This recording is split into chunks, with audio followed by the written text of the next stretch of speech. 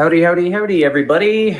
My name's the Sid. I'm sure you're getting sick of seeing me, but I'm the one bringing the gameplay, so I'm forced my way in here. We got a lot of exciting things coming up in the near future. I'm sure, as you may be aware, the event is coming up fairly soon. We're actually going to be opening up registration here shortly and the hotel link for people to start booking their rooms, as well as the games list. We're actually going to be dropping that after this, so everybody that is excited to see whether the games got in or not, please hang around, enjoy the show, and then go and enjoy the games list after this.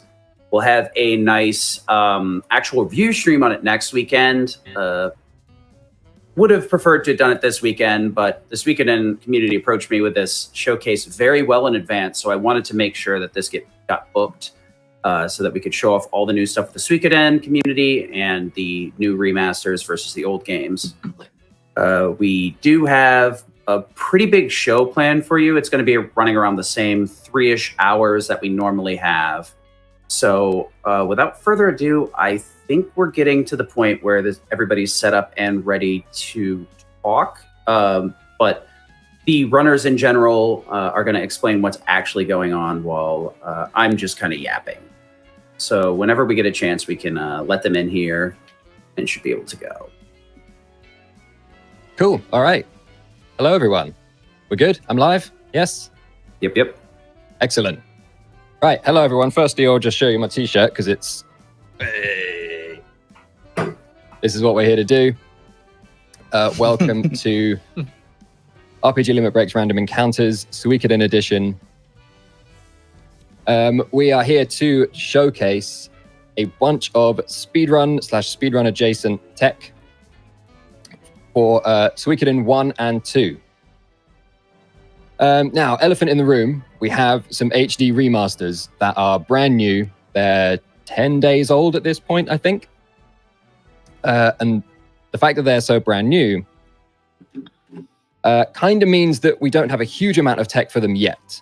But we will be showing a bit of those. We'll be doing a bit of compare and contrast with some tech from the OG original games against how it now looks in the remasters, because a lot has changed.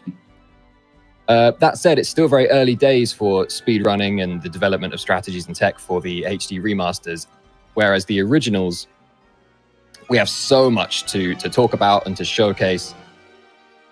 So that's going to be for my part, I'm going to be doing Suikoden 1, and then about halfway through, approximately the 90-minute mark, we're going to be handing over to z3ro, who's going to be doing Suikoden 2, and we've got RJ and Seiglance with us here throughout for some commentary assistance.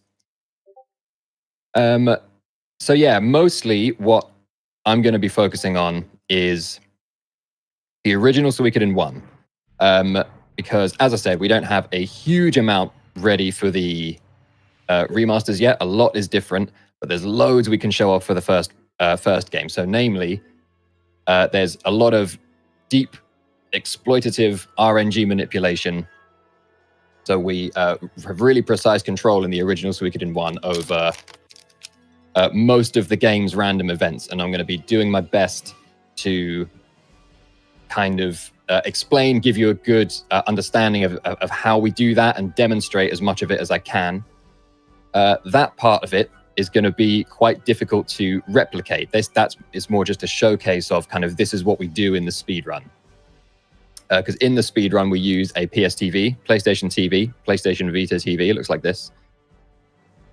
And a lot of the speedrun, a lot of the RNG manipulation is specific to this hardware, which makes it difficult for casual players to replicate. But it's still very cool, and it's going to be a big part of what I'm going to be showing here. Then in the second half, I'm going to be moving on to some stuff that is going to be easier for casual players to replicate, and that's going to be all kinds of fun glitches.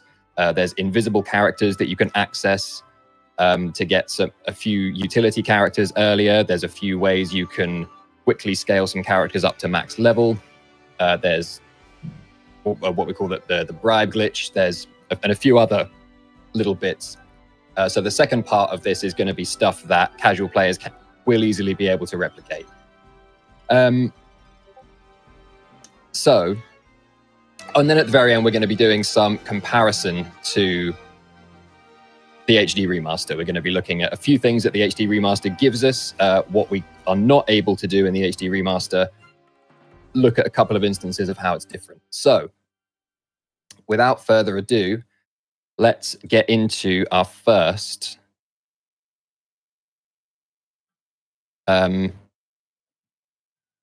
demonstration here. So, we're in Rockland.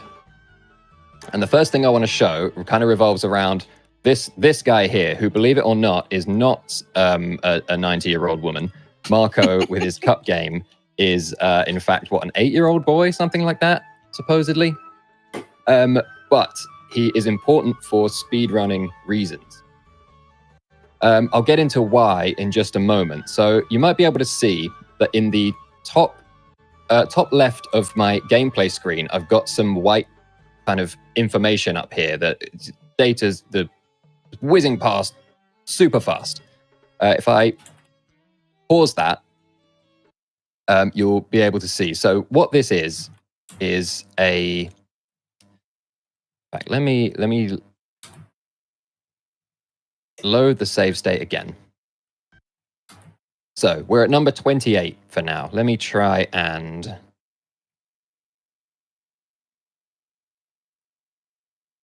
just zoom in a bit on that so you can see it a little more. We're looking at this number here. If you imagine we started at 0 and we're now at 28, that counts up really quickly on that screen, right? We're now at number 208. This is the RNG counter. So this is just a little script that I've got running that tells me where I am in the game's RNG sequence. And you can think of it like a timeline of events, and different events live at different points on that RNG timeline. And so we're at number, obviously when we speedrun the game, we don't have this script. We don't do it on an emulator. We don't have a script like this running. We're not using anything that looks at memory while we're speedrunning, because that's obviously not allowed. We just use this for practice and routing to try and map out exactly what points in the RNG sequence we're going to try and land at certain points in the game, what events we're going to try and see, what events we're going to try and miss. So you'll see that we're at RNG number 208. You can kind of ignore these actual long values that just look like garbled nonsense. We're just really just looking at this number, 208, again, and the out of 90,000 you don't need to worry about. Just look at this number, 208. I will have, on the world map, I will have 4 steps before that changes. So you get a grace period of 4 steps with no RNG advancement. So we go 1, 2, 3, 4.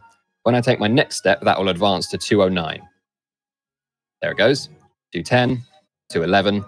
And you can see in this bit beneath me that at 214, there is an encounter.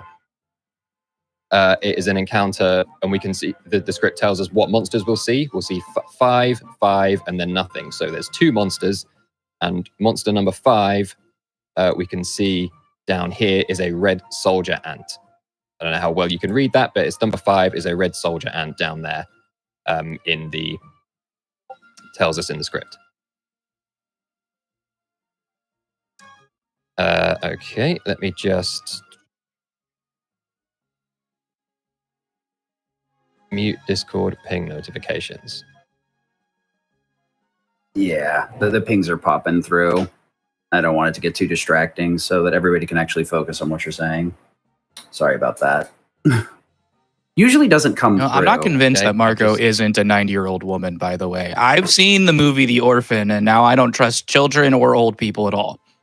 I legitimately had to be like... If there is a pretty sus-looking 8-year-old boy, that's for sure. I legit had to bite my tongue on that one. I was like, no, I got other things to do. I should be focusing on other stuff. So we're currently at RNG 212, and at 214, we're going to see this red soldier ant. We're going to see this red soldier ant fight, and the fact that we've got an F here in our HUD means that it's going to be a failed run. If we were going to be able to successfully run from it, there would be an R. So we'll take 2 more steps, 213, and then at 214, we see that fight. And we know that it's a failed run. So then this happens. Just going to bribe to get out of that.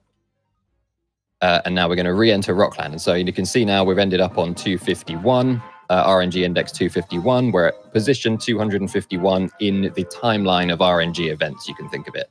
We now enter Rockland, and you'll see that it starts to zoom forward like crazy. And the reason it's doing that is because it's checking the RNG once per frame per NPC that's on screen to see if they move or not. So there are 4 NPCs on screen. So if I advance it frame by frame, you'll see that number jumping by 4 at a time, 80, 84, 88, 92, 96. And each frame, it's checking to see if one of those 4 NPCs moves at all. So given that we are looking to plan our route through this RNG timeline, and this is how it behaves on screens where there are moving NPCs, on any screens where there are moving NPCs, we need to be very precise with our movement. So we need to know approximately where we are in the RNG sequence when we're entering a town, take a pretty precise step count most of the time. It's not the actual in a town, it's not the steps themselves that count, it's the number of frames that you're on the screen. We just use step count to kind of to track that. So yeah, pathing through towns is really key part of tracking where we are in the RNG sequence. I'll just demonstrate. So we've got quite a nice big gap here. If you can see, again, I'll just do a little zoom in on the HUD here. So we're at 2919, and our next encounter is not until 3043. So we've got well over 100 steps before we see our next encounter. And so these kinds of gaps in the big RNG timeline are the kinds of gaps that we aim for when we know we've got a big world map fight coming up. So we'll definitely be able to make it to Mount Seifu over here without any fights. In fact, I could walk up and down loads and not see any, because we know that the next encounter isn't until that index of 3043.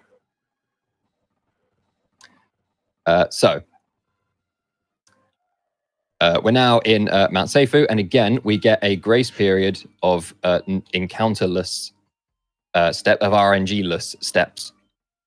So you see I'm walking and the RNG, the number is not advancing at all.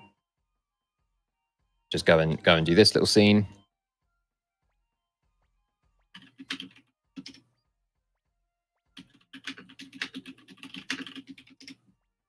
And so now, again, we're in a dungeon, and in a dungeon, once per step is how the RNG works. So we're moving along that RNG timeline, approaching the next event on it, one increment per step. So 33, 34, 35, and we're in kind of a big gap here. So the next fight is not until 3161, and we can see that's going to be 2 enemies.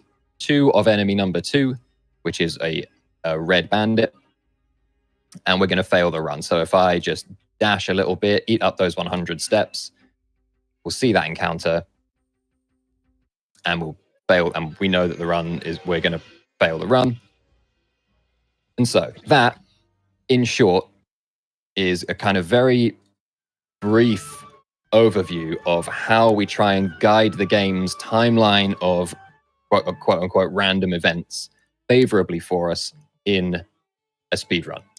So what I'm getting is like the actual encounter table is somewhat reasonably manipulated, or at least understood, versus previous, where like a lot of these early games have this much, but I'm actually kind of surprised. Yeah. So z3ro has basically reverse engineered all the encounter tables and plugged them into this script that he built that is able to display all this information for us while we play. And as I mentioned, obviously we don't do speedruns with this, because reading memory directly from the game during speedruns is obviously not allowed, but we use it for practice, for routing, for planning. And so, yeah, all the random events of this game have been pretty well mapped out. And so things that advance the game along that RNG timeline include, as we've seen, NPCs standing on a screen. NPCs that randomly move about advance it a lot, as we can see it reeling through the numbers right now. Also, events in combat push RNG forward a certain amount, so we'll sometimes fight fights in certain ways to push RNG forward and land at certain points, most notably for item drops, which we'll be demonstrating a little bit in a few minutes. And things that are determined by RNG is basically anything that you would think of, anything that requires randomness. So NPCs moving around, what fights we see on the world map and in dungeons, and whether or not we can escape from them, what actions enemies will take, what items they will drop, if any, whether or not they'll drop an item, and if so, what item it is. As I mentioned, there are some fights where we fight the fight in a particular way to line up the game's memory in such a way that the item that we're looking for drops. I'm going to demonstrate that a couple of times. It also controls character stats at level ups, so we can again fight particular fights in particular ways to land the game's RNG in a position where it gives us favorable level ups. Also actions in the duel fights. Also mini games like Marco's Cup game, which I'm going to come to in a second.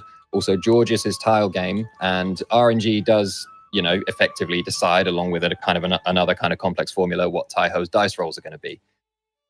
So now I'm going to speak to Marco now and watch the RNG HUD in the top corner and you'll see something happen.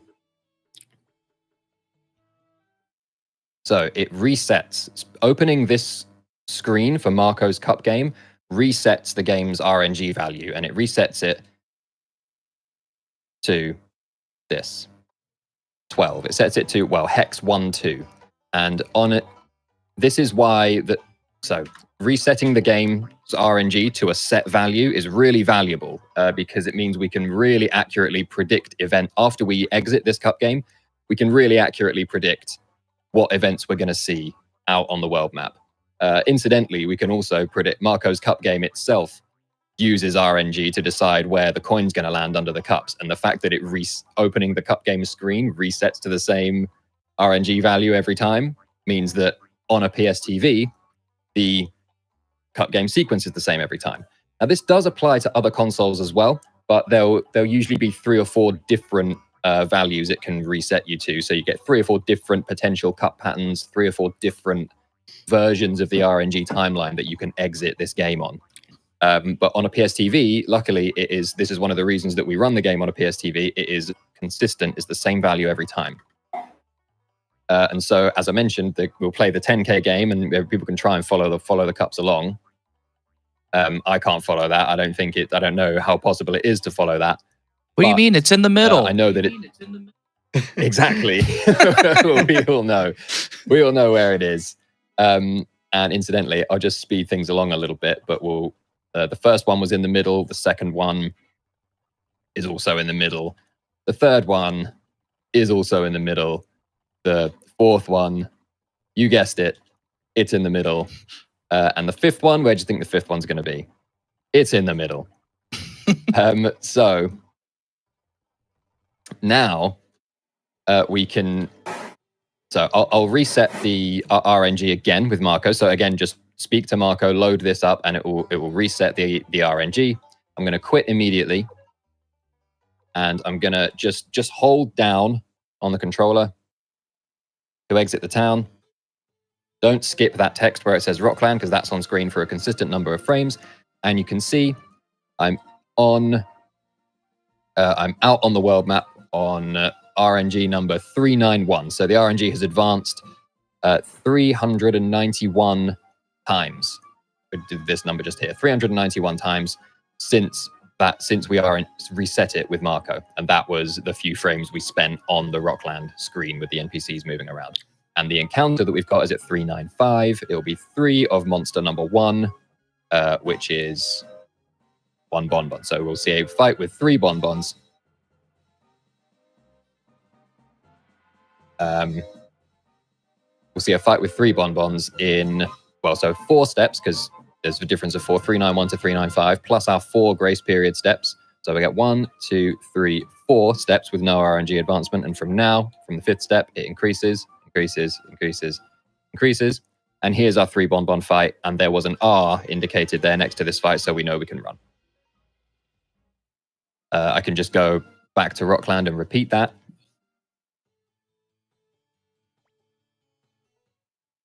So again, quit immediately. And just hold down. And this particular pattern is, as I mentioned, specific to PSTV, so you won't be able to replicate this on any other console. But again, we've got 8 steps, 1, 2, 3, 4, 5, 6, 7, 8. And we get the same 3 bonbons again, and we know we can run from them again. So that's how valuable being able to just reset the RNG is there with Marco. We use that, as you can imagine, for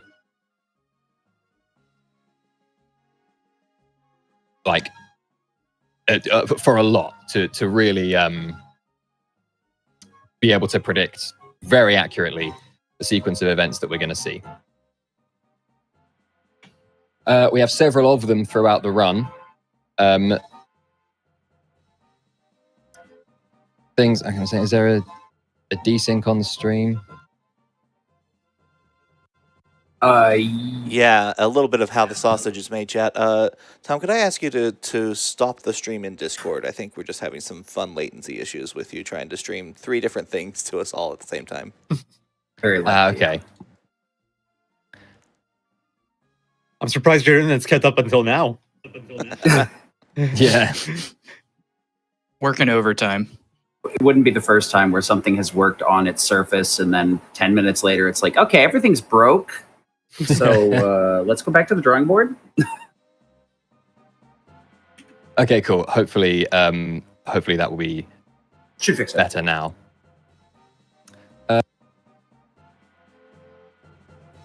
Timeline of in what we consider, the timeline of events that is this game's kind of RNG sequence. So now I'm going to demonstrate a few instances of it. So we are leaving Saradi here. This is after we've had the scene with Odessa and Cage or Kage out here to deliver the Fire Spear plans or collect the Fire Spear plans or whatever it is. It's been a while since I've actually read the dialogue. Something Fire Spear's plans. And we don't know exactly to the value where we are in the RNG sequence. Well, I do, because I've got the script running. But in a run, I don't know exactly to the value where in the RNG sequence I am.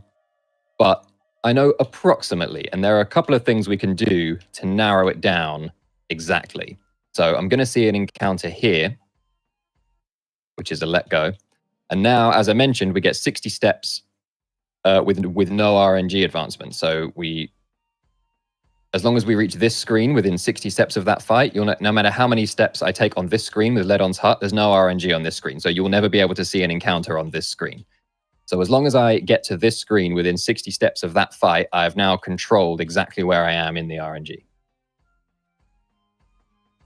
So we know these. I know that's a run. We know this sequence of encounters. So this is just an example of us aiming for. We would take some pretty precise movements throughout the game to make sure that we land at roughly this spot in the RNG sequence to see these fights, because we know there's not too many of them. There are some nice gaps, and we know that we can escape. And now what I'm going to do is I'm going to run directly down into this wall. And so I forced this fight on this particular tile. And now I'm going to take a very precise, a clean, step-perfect path out of this dungeon, bonking around the edges of the walls like that doesn't matter. So now I exited that dungeon on a precise, controlled RNG value, and now I'm going to enter Lennon Camp on that very precise, controlled RNG value, and I can predict how the NPCs are going to move just to kind of prove that. The first guy that we see in orange moves up and to the right, and the guy that's sort of the green Imperial soldier guy up near the door of the inn tries to turn left and block our path, but we get in front of him just in time. So he turns left sort of to walk into us. So I'll just be holding up without dashing. So that guy moves up and right. And then watch this guy try and move left. Boom. So now we've got something quite cool that we do here. This is what we call Lennencamp manip. So you'll notice that we have one randomly moving NPC on this screen. It's this guy. And he's the only randomly moving NPC on this screen. So you'll notice that the RNG is kind of reeling forward. If I advance it 1 frame at a time, the number is only increasing 1 at a time. 7,130, 131, 32, 33, 34. And you'll also keep an eye on that number reeling forward and watch when he moves. It pauses when the guy moves because he's the only one on the screen. While he's moving, the game doesn't need to be checked to check if he's moving or not because he already is moving. So we get little windows of like 15 or 16 frames to try and do something. And what we're going to try and do is run to the clock here in one of those little 15 or 16 frame windows while that NPC off screen is moving. The reason we need a window of frames to do it is because while we can control the exact we've arrived at the inn here on a very controlled exact value. What we can't do is run up to a thing. If all we had to do is run up and enter the sort of area of the clock, then we could do it precisely, you know, frame perfectly, step perfectly. But you have to run up to it and hit X on it. And you can't run up to it and hit X reliably on the same frame every time. So what we have to do is path it so that we arrive, and I did it just then. The NPC was off screen, but the game's still calculating whether he needs to move or not. So we arrived, we got to the clock in one of those 15, 16 frame windows and hit X in that 15, 16 frame window to arrive here on a very controlled RNG value. And the reason we do that is for this fight right here, to control McDowell and Cleo's stats when they level up. So we'll see the group that McDowell and Cleo's magic stats are in. A good growth is an increase of 4. A bad growth is an increase of only 3. And there's a 75% chance they get the bad growth and only a 25% chance they get the good growth of 4. But because we controlled our entry onto this screen, we'll see, we don't care about Victor and Gremio. So you'll see McDowell's magic is currently at 36. Increases by 4, 4 again, 4 again. So he got 3 of those 25% good magic growths in a row. Cleo gets 1 bad one, but then 2 good ones, 54, 58. So we know that if Cleo's magic is bad, we can switch her into that 3rd position where McDowell was in the formation, and then she'll get the 3 good magic level ups, and McDowell will miss 1. So yeah, that is a very, very precisely controlled RNG manip, and that we do that all the way from Marco's cup game. Similarly, we've got this here, but now I'm going to use an NPC indicator here. So at certain points in the RNG sequence, the NPCs move in particular ways. We know what the movement patterns are because we've just, looked ahead and seen what they are. And so on screens where it works particularly well on screens where you can get all the moving NPCs on screen at the same time, and you can look for patterns that you recognize and use those as indicators to run out, to move on to the next bit. So I'm here. I'm looking for. So these 3 kids are the three NPCs that are moving on this screen, and there's a quick pattern of 4 movements. So I don't know which one of them exactly it's going to be, but there's a pattern where they move 1, 2, 3, 4. There are 4 quick movements, and that's my indicator to go. 1, 2, 3, 4. There we go. So I saw that, ran out. So again, I can't, you can't react frame perfectly to an indicator like that. But we know pretty well, more or less, whereabouts in the RNG sequence we now are. So we're not, which means we don't have precise control over the stat level ups for this fight. This is random because we can't control our precise reaction to that NPC indicator. But we do this, we get the level ups that we get, and then we get Matthew's iconic line, "Oh my god, all this killing in front of a children." Just had to get that one in there. And so now you'll notice that the kids are gone, and the RNG sequence is not moving. It's still at 10,395. So because those kids, the randomly moving NPCs, are not on screen anymore, there's no, the RNG is not moving. Now, we still have not managed to control exactly where we are in the RNG sequence. We're still only approximate. And we need to narrow it down exactly, because what we're going to do off of this is manipulate Tai-Ho's dice game, which is very exciting for everyone, I'm sure. So the reason I looked for the main reason I looked for that kid NPC indicator is to try and get myself in this big gap. I don't know how well you can see these numbers, but we're on 10,685. The next fight isn't until 10,768. So that's like nearly 100 RNG away. So I know that because I referenced my indicator correctly, I've landed in this nice big gap. I can walk all the way to Great Forest without any counters on the world map. I'm then going to skip the download Great Forest text there, run to this inn, and stay the night to replenish Cleo's magic. And now I'm looking for another NPC indicator here. This lady here is the only moving NPC. The innkeeper doesn't move, so this lady is the only moving NPC on this screen. So I'm looking for her to move right, and that's my indicator to run out. There she goes.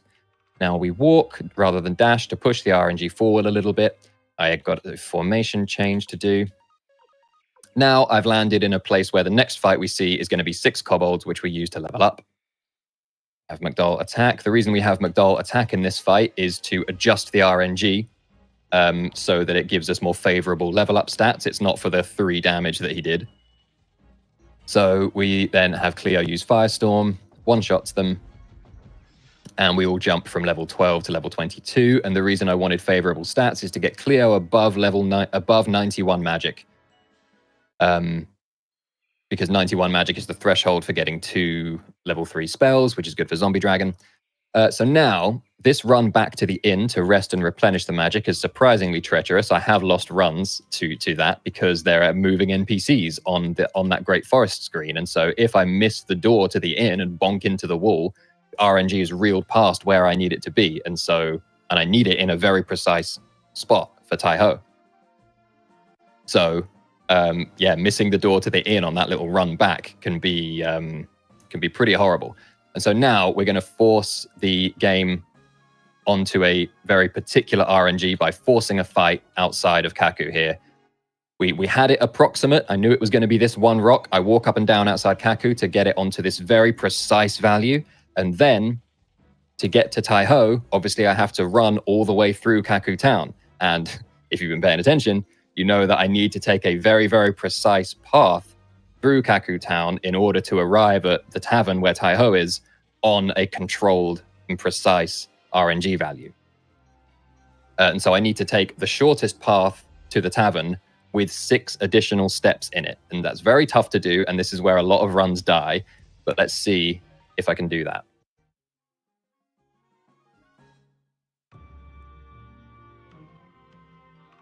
Ooh, I didn't do it. I only got 5 additional steps. Okay, let's just, there's maybe a fix I could have done there, but let's not risk it. Let's just try again.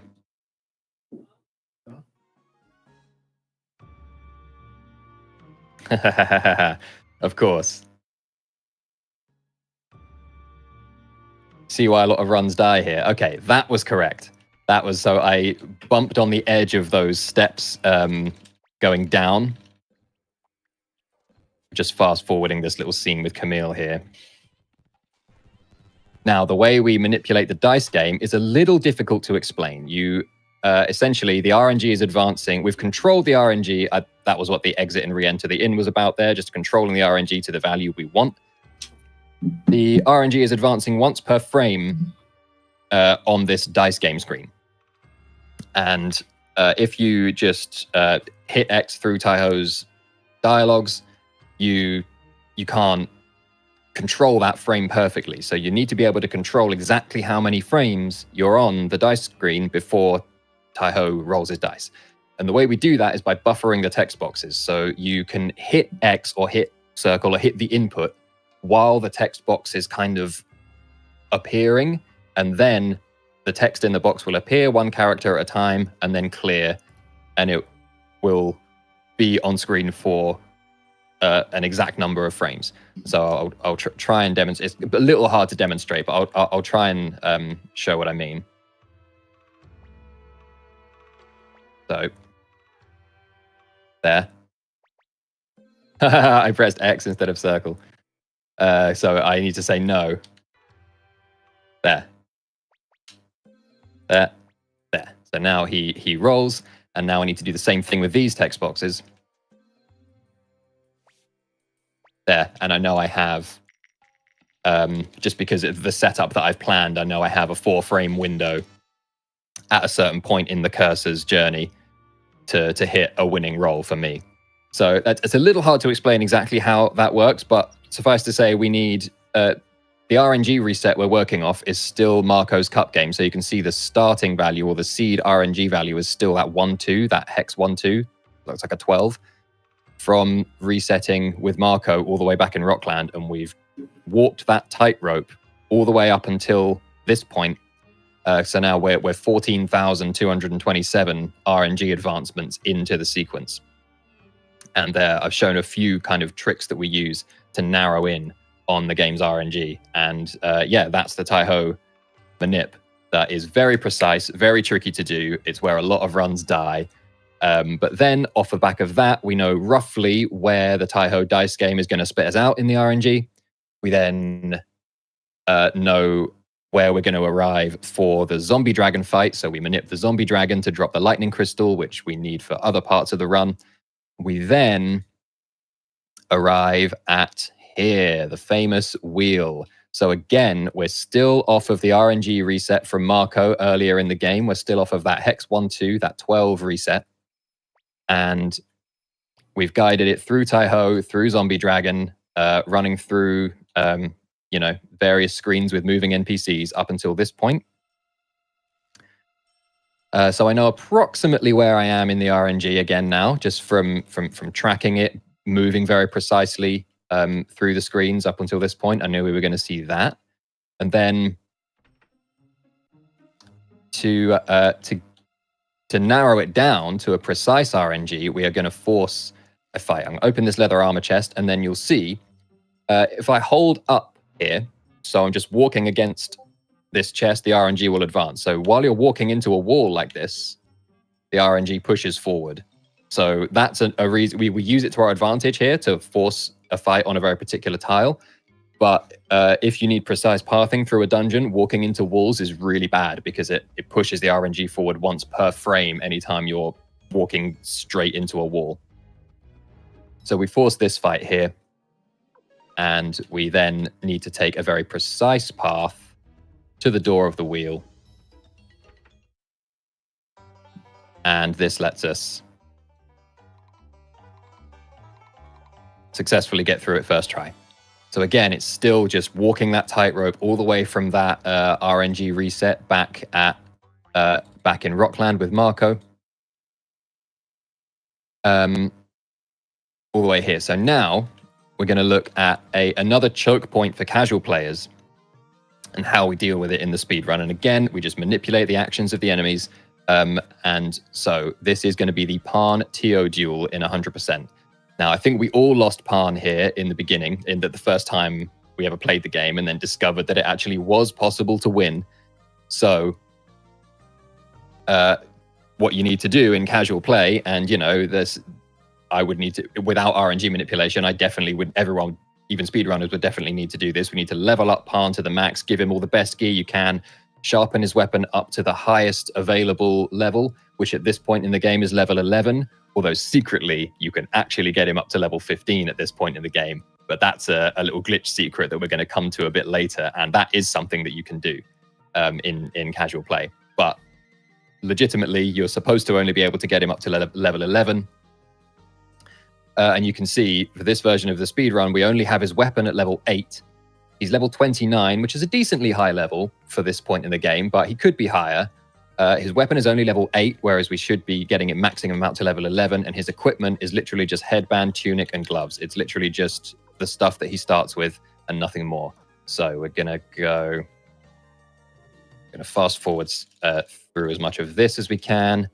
We've then got the TO war fight, and again, so the war fights are an RNG reset. So you'll notice we've reset to RNG value 4 hex 42. Look, that looks like 42, and we're at index 0. It's reset us back to a starting point, and so all the and then it advances by 265 to like place the troops here and stuff. So we're gonna just get through this.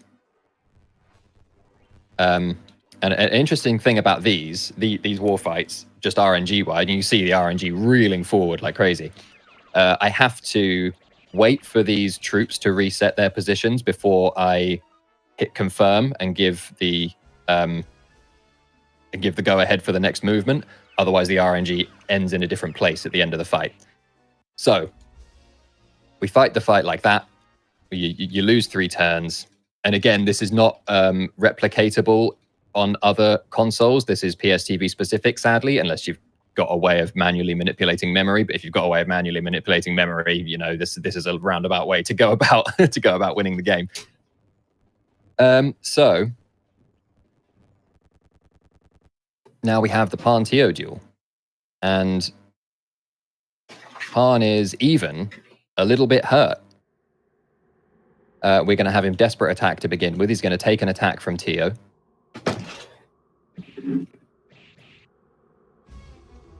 Then we defend. He's going to take another attack from TO and very nearly get killed. And now TO just starts swinging, and we've controlled this. We had the RNG reset with the war fight. We did the war fight in a very specific way. Impossible, TO says. Take that. Sure. And once again, impossible. You'd think at some point he'd start to believe. But he's just an incredulous kind of guy, I guess. Impossible. He refuses to believe that he can't hit Parn. That's 3 in a row and still impossible. Yep, and once again, impossible. He impossibles his way to a defeat there. So that's how we win the TO Parn duel. Surely this next one will work, exactly. So that's how we win the TO Parn duel. We just, we get Parn, we give Parn the bare minimum amount of stuff that he needs, and we're able to kind of manipulate. We're able to exactly manipulate the duel. Right now.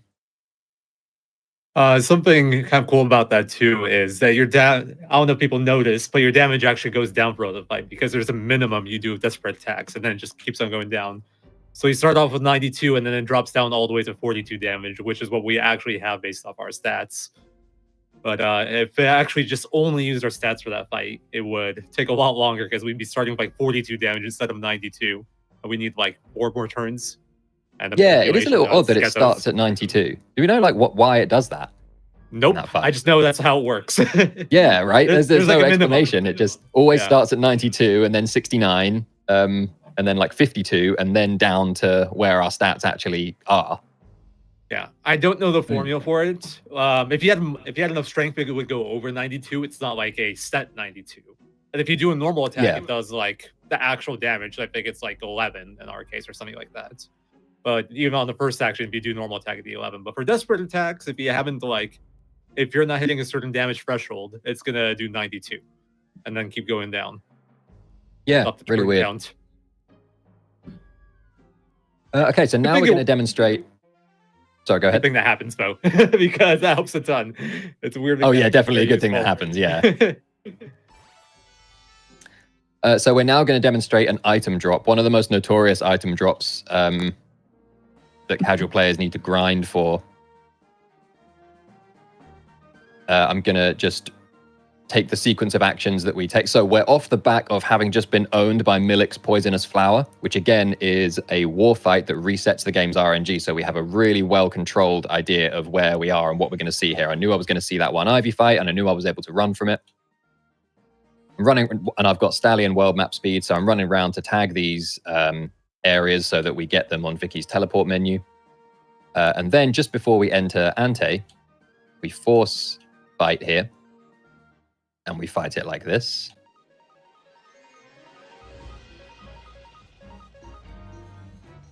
And we're going to get a very rare item drop. And this is a really nice setup. It's not like the fastest that it could be, but it's really nice just because of how reliable it is. Ideally, if we could, we'd start, instead of going through Suikoden, go to Teien and then Ante and go in that order because it saves us a warp overall. But the NPCs in those towns make us miss this fight, so it's not viable. Yeah, exactly. It makes us miss this fight, and it just even if we were like, there are a couple of versions of the run where I've worked the town tagging differently, more optimally, but it makes the nameless and worked a different nameless urn setup into the world map walks.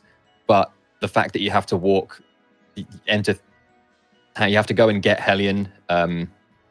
In Teien, and it adds a level of unreliability, a layer of difficulty that just isn't there with this setup. This setup's just nice and easy and clean and reliable. So this is our Nameless Urn setup for 108 glitchless.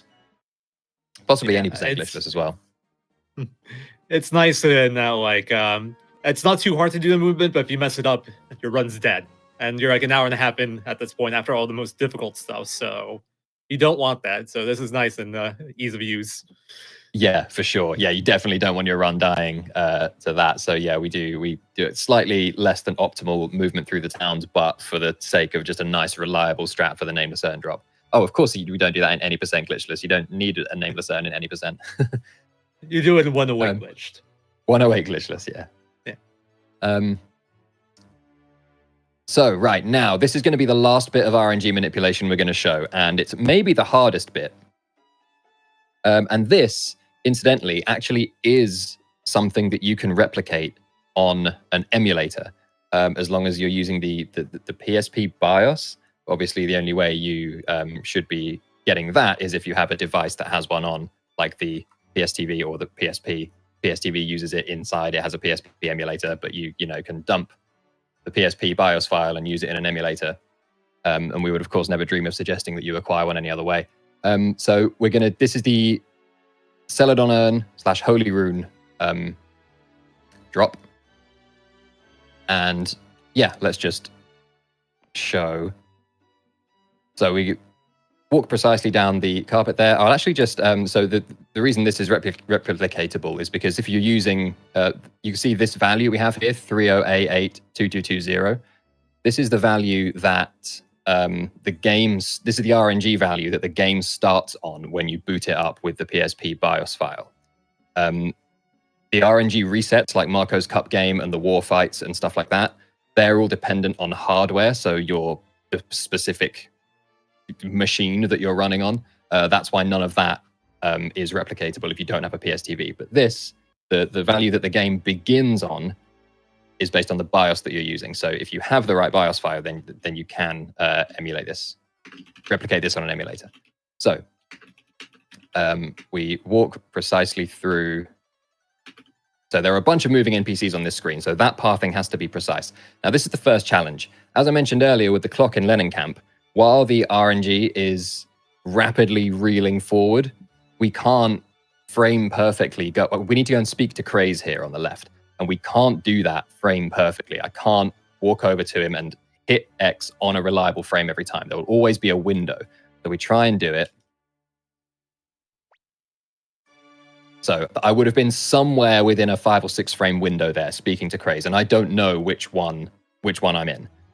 So there are a lot of setups that use the direction the NPCs are facing here as we walk down as indicators. So we got right, down there, right, down, left. But my setups are a little bit, I don't know, psychotic. So another thing is that most setups would not skip this Gregminster town load text here. So where it says Gregminster there, that's on screen for a reliable number of frames. And so most setups wouldn't skip that. But because I've gone a bit overboard with trying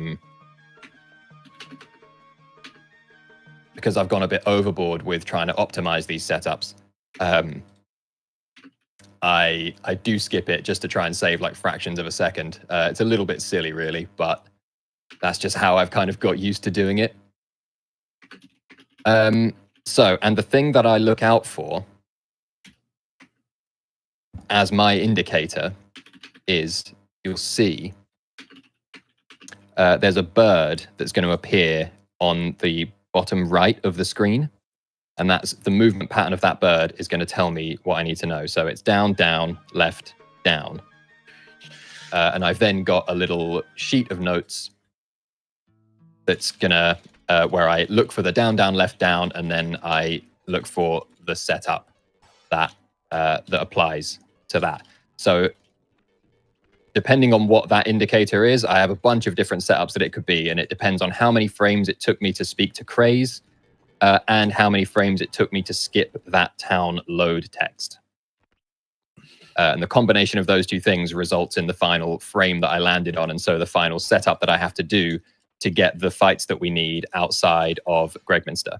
So just sped through that a little bit. So now I need to go, my notes say through trees to house, down in middle +1 position, and then I do 1 menu buffer. So through trees to the house. Middle is this guy here, so middle +1 is there. 1 menu buffer just means opening and closing the menu once like that, which I did quickly. And then in 7 world map steps, we'll see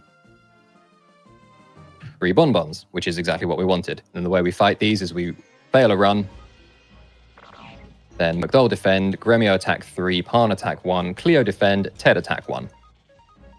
Then we get that Gremio crit, Ted kills the one in the middle, Pan kills the one on the end, and from this we get a question mark pot. Everyone levels up to level 2, and we get a question mark pot, which appraises as a Celadon urn, which sells for 10k, which is very nice. So then I take this pathing. The pathing you take doesn't matter. After that many steps, after that fight, you'll see this fight. I just path it so that I land exactly in front of Gregminster. But you don't have to do that. So now we fight this one. We defend with McDowell. Gremio attack 1, Pan attack 2. Cleo and Ted both attack the red soldier ant.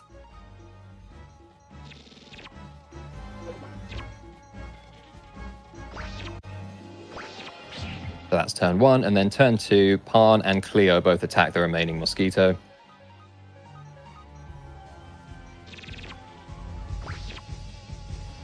There we go.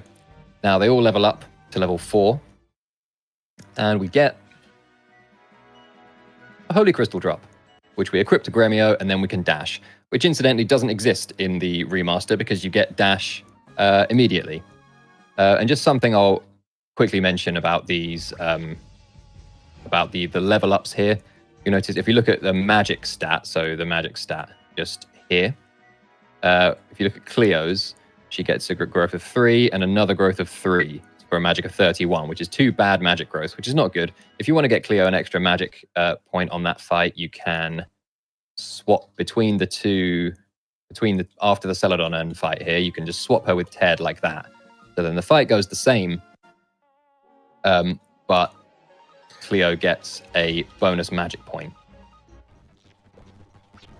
Defend, and it's still Pan and Cleo attack, even though she's in a different position in the formation. And then in the level ups, you'll see Ted gets the ones that Cleo did get, and Cleo gets that second level. She gets a growth of 4, so her magic lands on 32 instead of 31. So that's it for the RNG manipulation portion of the showcase. We're now going to move on to some stuff that is actually very easy to replicate in casual play. So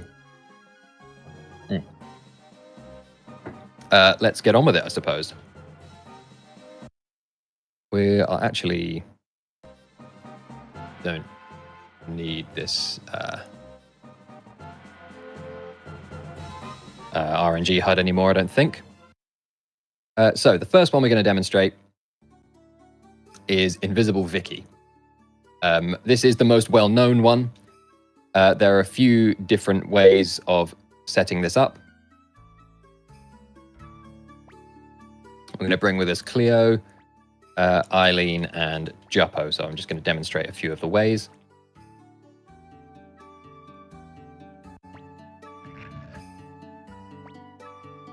So this only works at castle level 1. So if you have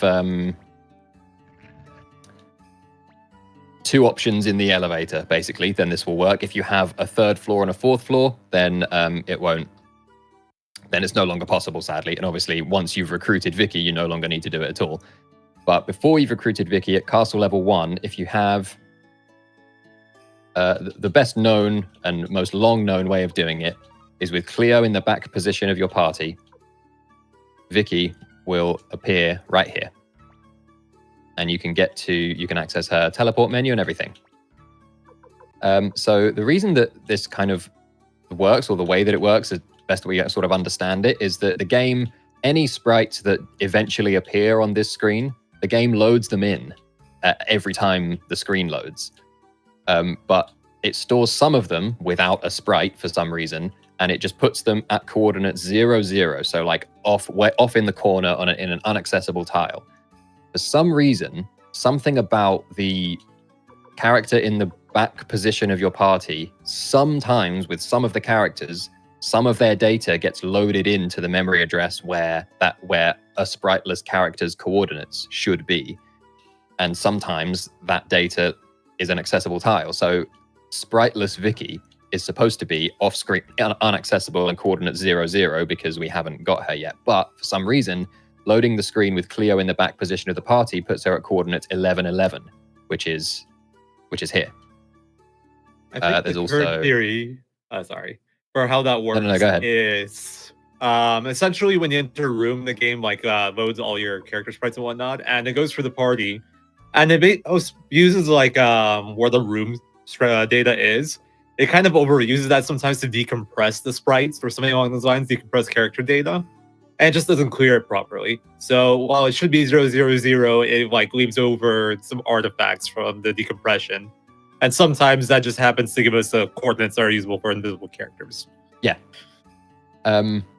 So, Eileen, if we have Eileen in the back slot of the party, Vicky is no longer here. She is, in fact, here. And they're the 2 most useful characters. They're the ones you'll see us use in speedruns a lot more. Juppo is a pretty useless character, but nevertheless, with him, she's here. And as I mentioned, you can use her teleport menu and everything. So that's the best known one. Now we're going to get onto a few more recent discoveries and slightly lesser known ones. And again, you as long as you have the setup as I kind of describe it, you should be able to replicate these. So this is Flick's little hissy fit as after he discovers that Odessa is no longer with us, that she was killed in the attack on the Liberation Army, is after the 3 months later, after the Quanda segment. How dare he get mad about his girlfriend dying? I know, jeez, calm down, man. So the first little bonus trick we're going to do here is if you have an escape talisman, we want to reset this screen so that, because at the moment, Sanchez won't let us change party members and nor will Matthew. So we need to reset the screen. So you can do that by just using an escape talisman. And if you have Templeton, it puts you in this weird space behind his wall, but it teleports you over there and resets the screen. There are a couple of other points that you can do that.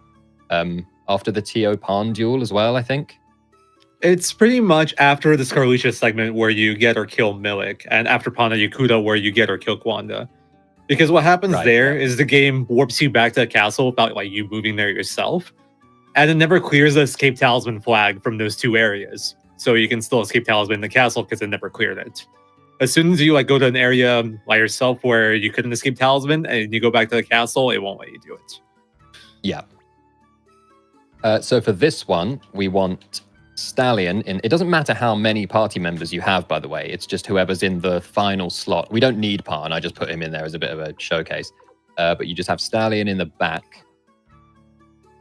And then we're going to go to... I think this one only works at castle level... castle level 2 and 3? Just castle level 2. I'm actually not sure. I don't remember myself. At least castle level 2, Stallion in the back, and you need to have recruited Mass and Mies. I think that should be all you need to... A lot of the time you need all the characters that belong on a screen, but I think in the sequence, Moose comes... With castle level 2 anyway, Moose comes directly after Mass and Mies, so I think you only need them. Anyway, point is, what we're doing is this. He's right here. Stallion in the back slot of your party at castle level 2. You've got Mass and Mies recruited. Invisible Moose will be available here. And this is what I hinted at earlier, where you can, in fact, access level 15 weapons way earlier in the game than you're supposed to.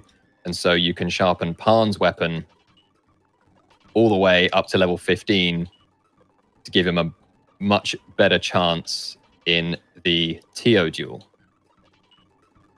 If you have the money, as we know, sharpening stuff is real expensive in this game. So there's that. There's then this one. So we're going to put Luke and Camille in the party here.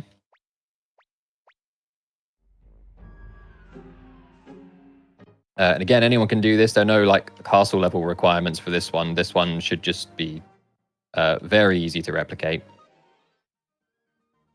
We're going to go to Taeyeon. We're going to recruit Hellion. And just speed through the Hellion recruitment. Pick up Blinking Mirror because it just feels like a crime not to. Then we want to reset the screen by exiting and re-entering the inn. Make sure that when you re-enter, you have Camille in the back slot of the party. Then re-enter the inn, and then you go right. It's like right and up, and it's like this tile here. And when I press it, it's going to automatically walk me over to where I spoke to Hellion before. There you go. I'm not controlling that. And now we're speaking to Invisible Hellion. And what's going to happen here is it's going to... There we go. We've recruited Hellion again. So before you've recruited a character, the game stores them in memory at level 1 with their base level 1 stats. And then when you recruit them, the game levels them up a bunch of times to their starting level. So Hellion, before you've recruited her, is at level 1 in the game's memory, and she joins you at level 30. And so when you recruit her, the game levels her up 29 times.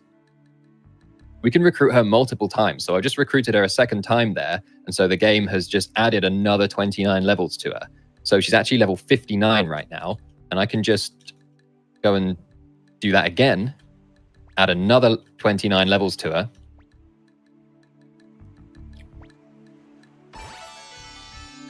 her. Yeah. So she's now level 88. And then we do this a fourth time, and it tries to add another 29 levels to her, but the maximum is 99, so it caps out at 99. And now I'm gonna... Yeah, underflow levels would suck. It might actually be good if it keeps giving you the stats. Oh, maybe. Yeah, if it kept the stats. Yeah, true. So now with Luke in the back slot of the party, he has to be in the back slot of the party when you enter the screen. 1, 2, 3, 4 steps up and a little bit up, you get an Invisible Matthew. And he lets you change party members. So we'll eject Camille, and we'll just have a little look at our shiny new level 99 Hellion. There she is. And she has... she got a terrible magic roll. She usually has 9 Earthquakes at level 99, but she only has 8. But 8 Earthquakes at this point in the game is still pretty good.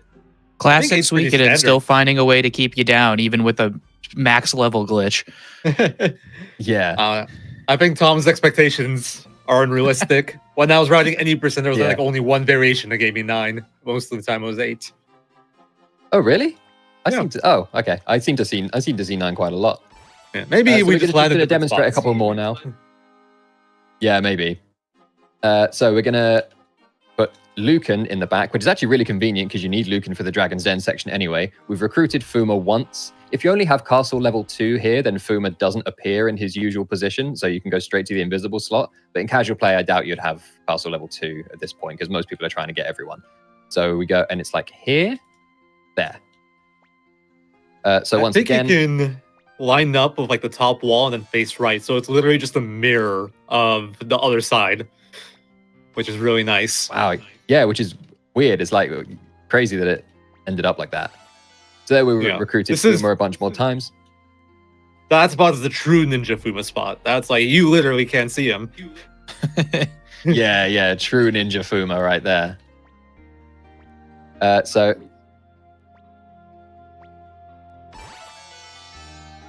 yeah. Every time you So do I've it, it gains recruited 37 levels once. too. So it's, Yeah. it's really training. Real ninja tech. So now we recruited Kroot. We want Stallion in the back slot when we reload the screen. And he is there. So then we'll just... Again, you just stand here and mash and just recruit him several more times.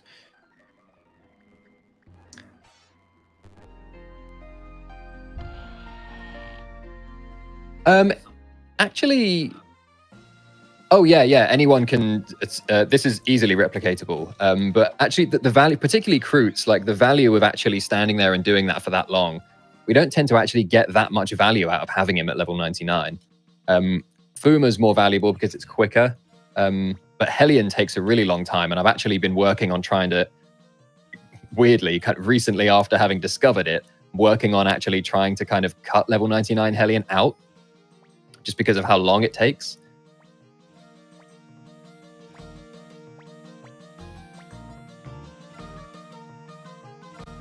Yeah, and is it worth the time spent to get there?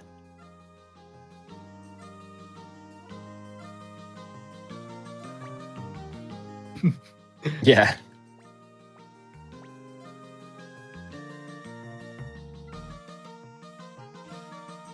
So there we go. There's level 99 Fuma and Kroots. Now we've got a really interesting one. For this, sadly, you need to have recruited everyone who hangs out in the basement here needs to be here. So Kryn can't be away on his mission before Moravia. These two are always here anyway. Obviously Hellion's actually the only optional recruit here apart from Crowley, but you're always going to get Hellion. But Crowley's the really annoying one, because Crowley won't join you until you have Castle level 4. So that I think if you try real hard, you can get Castle level 4 after Necklord's Castle. But then, basically, you need to have recruited Crowley, and everyone needs to be present on the screen. Cleo in the back position of the party, and the address that contained Invisible Vicky earlier now contains Invisible Sonia Shulen. So you can go to this spot here with Cleo in the back, as long as every other person who lives on the screen is here. Recruit Sonia twice, and she's level 95. You can recruit her a third time to get her the additional 4 levels if you want. We've recruited Sonia early, which means that we can now do...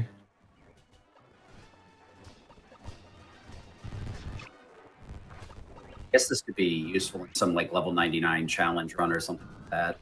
Oh yeah. Arbitrary category. Yeah. And this one I actually do currently am doing in 108 glitchless. Sorry, 108. You can't do this in glitchless. 108 glitched. And so look, we have Sonia's magic against Sonia's charge.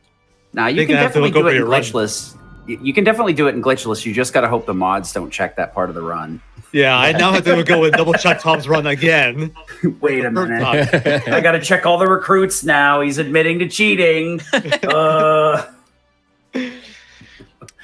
So is it possible to find all of the characters somewhere on the map, I guess? Like, are you guys able to figure out where they would be?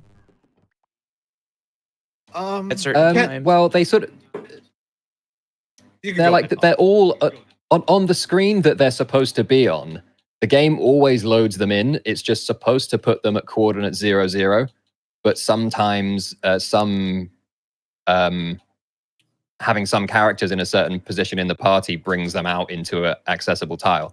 But if any character is supposed to be on a screen at any point in the game, they technically do always get loaded in every time you go to that screen. So there are a bunch of screens where they have a bunch of like Imperial soldiers, just like that are loaded in every time you visit, like the Seika screen, because there's that one scene where a bunch of Imperial soldiers run through. If you look at all the sprites that get loaded into the Seika screen, there's like 5 Imperial soldier sprites that get loaded in, but they get loaded in off screen. But there's just certain things that bring those off-screen characters out to an accessible tile. So we're bringing Sonya with us to our own dungeon, which is kind of funny.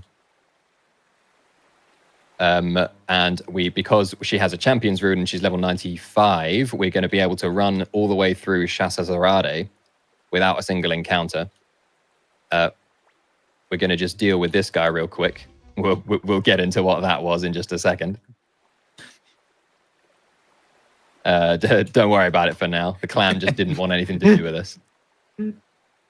And then we run all the way back through the dungeon, again with no encounters, because we have level 95 Sonya with Champion's Rune.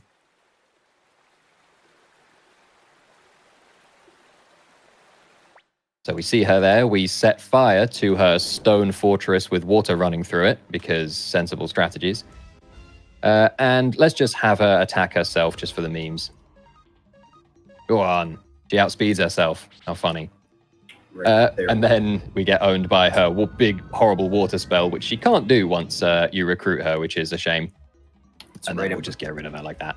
It's right up there with a free Enterprise meme, dragon on dragon violence, when you find Bahamut while you have Bahamut. All right, get out of my face. I can do it faster. Right, so now I've jumped right to the end game here. I'm going to just show, so you probably know the end game soldier fights. This is the way that we clear some of them. Crowley's Storm, super quick animation. It's a really, really nice way of doing it. I think a common casual play way of doing it is the Unite with McDowell and Kai. But yeah, the way we tend to do it in speedruns is with Crowley's Cyclone Rune, as well as some Earthquakes in Glitchless. I think the common casual way is to use Hell with McDowell, but it has the longest animation in the game. It's like 15 seconds slower than doing a Storm. Which again, which I am going to kind of, if we have time, I'm going to show a bit of. But there are 2 soldier fights that you actually don't need to do at all. So a guy is supposed to run in from the right here. But if you just move over to the right, you can see him there. There he is. But you can just move right past him. Just walk around the trigger zone. Same with this guy on the left. You actually only need to move like 1 step to the left there, and you can still have half your body showing and just walk right past it. So you can just walk past those 2 there. And then these, we're going to throw money at them. And this is just a beautiful representation of how corrupt the Empire is. The Empire's final line of defense, we're just choosing bribe. And so I'll show you what I'm doing here. So if you're not supposed to be able to bribe these fights. If I just choose bribe, just press X once, it will tell me you failed to make a deal because you're not supposed to be able to bribe these.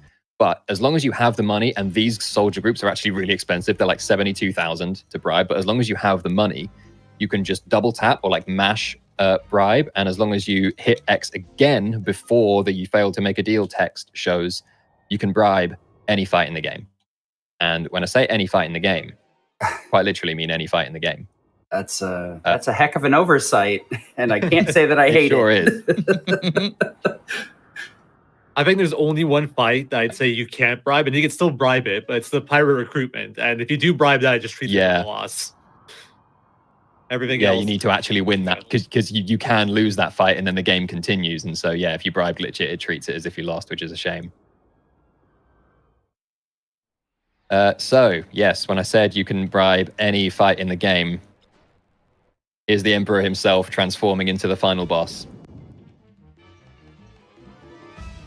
and big scary golden hydra. It only costs about 30k as well. That's pretty cheap compared to the previous ones. Yeah, the guards were way more expensive. And then here you so see yeah, the Emperor there we getting have it. crushed under the weight of all the money. Yep. And then he jumps off the balcony with it and then brings the palace down with the weight of it. So, Mistranslated kill that's- toss. that's all of the little glitches and stuff we're going to show. So now, got about 15 minutes before we hand over to Suikoden 2. So we're going to talk a little bit about the remasters.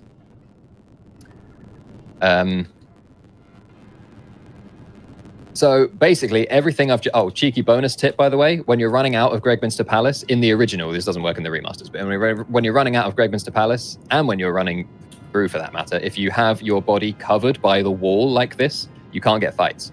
So I won't get any fight. Well, as it happens, I have a high level champions rune, so I won't get any fights anyway, but you won't get any fights if you run along this bottom wall with part of your body covered. You will get fights when you get revealed from it out here, but as long as you're running like this, you won't see any fights. Anyway, basically everything I've just showcased, almost everything. Oh, and you can see the guy's still standing there in the bottom left, the guy that we walked around. You'll be here any minute. Crumbles around him. Yeah. So basically everything that I just showed, all the RNG manipulation, all the invisible character stuff, is not possible in the remaster, sadly. But I wanted to do that showcase of the original because I think a lot of that stuff is really cool. It makes for a really interesting speed run. And I, for one, am still going to be running this original game just because I think that the routing and the planning around the RNG stuff is just so interesting to me, and I really enjoy it. So I'm going to be speedrunning the new version as well, but I'm definitely not going to be leaving this version behind. So I wanted to just highlight all that tech that we've been working on for many years now. The remaster, as I say, we have lost all the RNG manipulation. We've lost all the invisible characters. We've gained a couple of things. You can speed up the battle. You can double speed the battle, and then once you recruit Stallion, you can triple speed any battle, which is pretty big. And Stallion also allows you to automatically run from any fight. You'll never fail to escape from a fight with Stallion in your party, which means Stallion is kind of the GOAT of speedrunning the remaster, which makes sense. Like, he should be. Like, he's the fast guy. So there are a couple of things that 3 times battle speed, a couple of implications of that. One is that Hell is much more viable. We don't use Hell at all in speed runs of the original, and that's because it's just so slow. I'm going to demonstrate just how slow in a moment. But once you've got 3x battle speed, Hell suddenly becomes like the difference between a Hell animation and a Black Shadow animation, or any other spell animation really, becomes kind of negligible. So we suddenly have a really nice way of clearing mobs with Hell, because it automatically kills all non-boss enemies. And we can auto run from any encounters with Stallion. So that's a couple of interesting new considerations when it comes to speedrunning the remasters. Also, because we can just 3x speed, 2x up until you recruit Stallion, 3x after you recruit Stallion, and you don't even need Stallion in your party for the 3x speed thing. Often difference between how long a fight takes, like, especially when it comes to clearing mobs, we'll opt for a spell that has a quicker animation, or we'll take certain runes off certain characters in preparation for a certain fight because it cuts a lot of time off the fight. But suddenly with 3x speed on fights, it kind of means that the setup time becomes less worth it, because even if we do a slightly slower version of the fight, we're doing it on 3x speed. So it suddenly becomes kind of not worth taking a bunch of time to put different runes on different people. Just, we kind of just want to be choosing the characters that have the most viable runes on them already, and then just go, or the most viable, who are the most viable, out of the box kind of thing, and just go. So yeah, auto run, as I mentioned, means that Stallion becomes a much more valuable party member. And while you've got Stallion, you don't have to worry about having money to bribe potential encounters that you might see, which is huge. Some things that are going to be a huge pain with no RNG manip are Wheel. Wheel is going to be absolutely horrible. The Taiho dice game is, just going to go back to the old ways of Taiho potentially ruining runs. There's no easy way of getting loads of money because we have no predictable cup game to spam 10,000 off of Marco each time. We have no way of manipulating expensive item drops. Failed escape, we can't always have Stallion in the party, and so we have no way of knowing, for when we don't have Stallion in the party, we have no way of knowing whether we can run from a fight or whether we need to bribe it, so failed escapes are going to be a thing. And a big one for a boss fight is going to be that we don't, Necklord in particular, a huge part of this OG speedrun is that we manipulate a resurrection rune drop. And Necklord is weak to that, and he's resistant to all other elements. So the Necklord boss fight suddenly looks very different without this. The resurrection crystal drop is super rare. It's just the grinding for it would just be a nonsense in a speedrun. So we have to just do the Necklord fight without. So that looks very different. So going to do a couple of little comparisons here. This is going to be Hell. The spell Hell that automatically clears mobs. Now look at how long this takes. Look how slow this is. The screen even like slows down on that pan. Grindingly slow. This is why we don't do it in the speedrun. When I first started running this game like a decade back, one of the first things I did was cut out all the hells in the run in favor of Earthquake, so that saved so much time. Yeah. That was before I was on the scene. That hell was already gone from the run by the time I arrived. It's definitely a hard one, right? You're like, ooh, I have instant death. And then you're like, oh, but it takes like 45 seconds. Yeah. Like, there's got to be another way. So we're now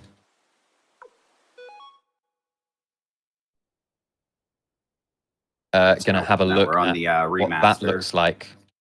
So we're just doing like comparison. So we'll be flip-flopping between PS2 and the remaster, right?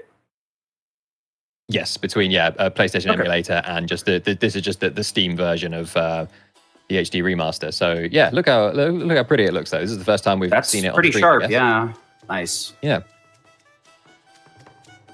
So consider. Oh, whoops! I didn't mean to run back into the village there. Consider how long that hell animation took.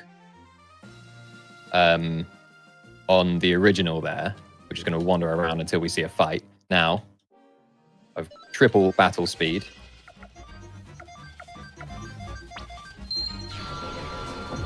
There. That's what we have to clear mobs with now. So that's a pretty huge difference. The final thing I'm going to show is what the Necklord fight looks like now versus what it looks like in the new version. So just kind of fast forwarding. Wait, what? Oh, sorry, I haven't got my correct notes up.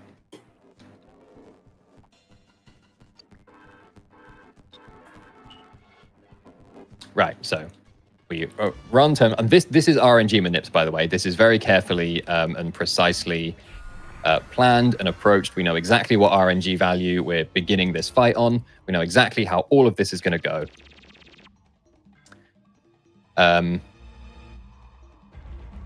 So now we go Vic to defend, flick attack, kicks defend, and these are all precisely planned out actions. The big difference is that Luke now has Charm Arrow, which does this. 1186, which is huge. That flick crit was manipped. So like all of this is planned out, yet every crit, like we know, the point is we know exactly how this is going to go, and we have Charm Arrow to do once per turn. I have my notes here that I'm referencing. So McDowell crits. And yeah, so we have to really precisely control. There's some very precise pathing and stuff that that's required up to in the lead up to this to control it this precisely. But point is that we can do it. Hero crit again. And is part of flip this crits manip after. set up for like how you have to walk out of this castle, which also kind of stinks? Is this to set up what encounters you'll get after as well? Yeah, it's actually a really nice, clean. What I love about this Necklord setup, which I'm pretty sure Zero found a few years ago now, is that you run out really cleanly without seeing any. We knew Hicks was going to go down there. We run out really cleanly without seeing any fights, and then within 60 steps of the exit, we see one fight, and the 60-step grace period of that fight is where we land at the exit, and that RNG happens to give Tengar really good magic stats. So the setup just works beautifully. I didn't remember doing this, but good job past me. Yeah.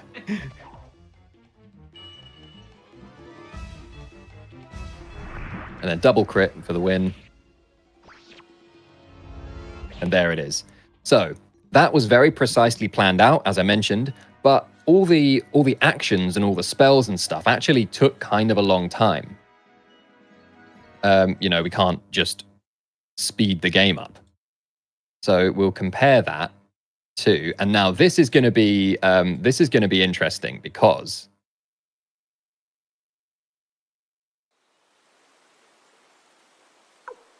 I'm actually I've only just got to this point in the speedrun, in the speedrun kind of planning and routing. So I've prepared as much as I can, but I don't know what Necklord's going to do. There's a chance that I get wiped here. I've set it up as much as I can. That's the closest save point we have to the Necklord fight, so I just have to save there and then run through the castle. But I have enough money to bribe anything that I see, so and I've done some level up fights in advance. So we have a different party now. We have Grensil, who has been renamed Glenshiel, which controversially I quite like, but everyone else hates.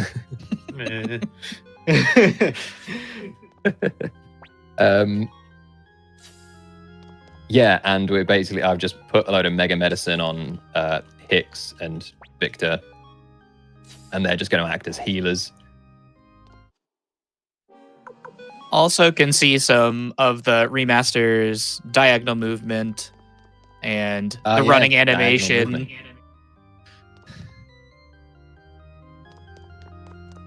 So you can rest in, I don't need to, but you can rest in this coffin, just in case anyone didn't know, in the remaster and the original.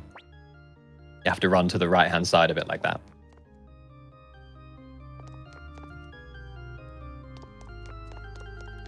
So this is going to be an approximation of what the Necklord fight is going to look like. Should I switch?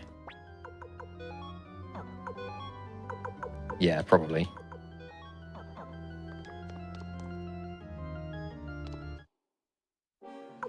But again, versus the and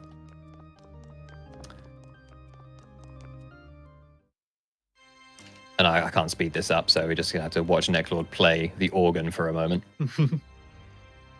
Versus the original, I know exactly what's gonna happen every turn. This fight I don't.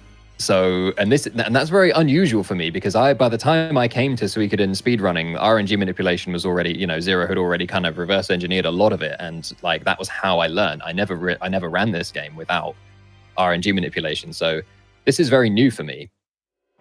And so we're basically just going to throw all the spells at him that we have, and heal where we can, heal where we need to, and hope for the best, and do it all on triple speed. I guess we'll just have Victor and Hicks attack turn 1. I think you need to run. Oh, I might be too late. Oh, thank you. Well remembered. You don't have to run. I'd have had to load the save again. Yeah. You don't have to run there, but this is good for like both versions. It just runs the fastest way to get that attack from Victor, where he disables his like immunity to damage. And the run also treats like a failed run also treats everyone that's defending, so you also take less damage from it.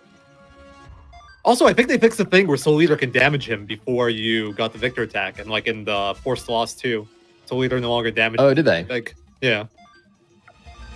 That was a thing in the original. You can never get enough damage to kill him because you don't have access to Judgment story-wise yet. So even if you had maxed out magic, your Black Shadows will never do enough because you're capped at 9. But it was a thing that you could hit him with.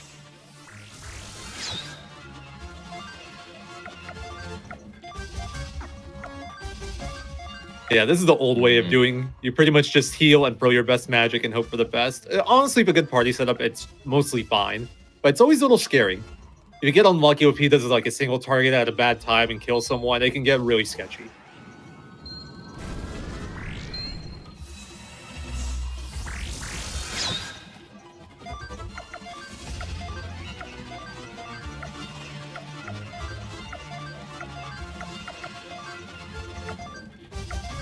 I'm also not super clean with the menuing yet in the remastered version.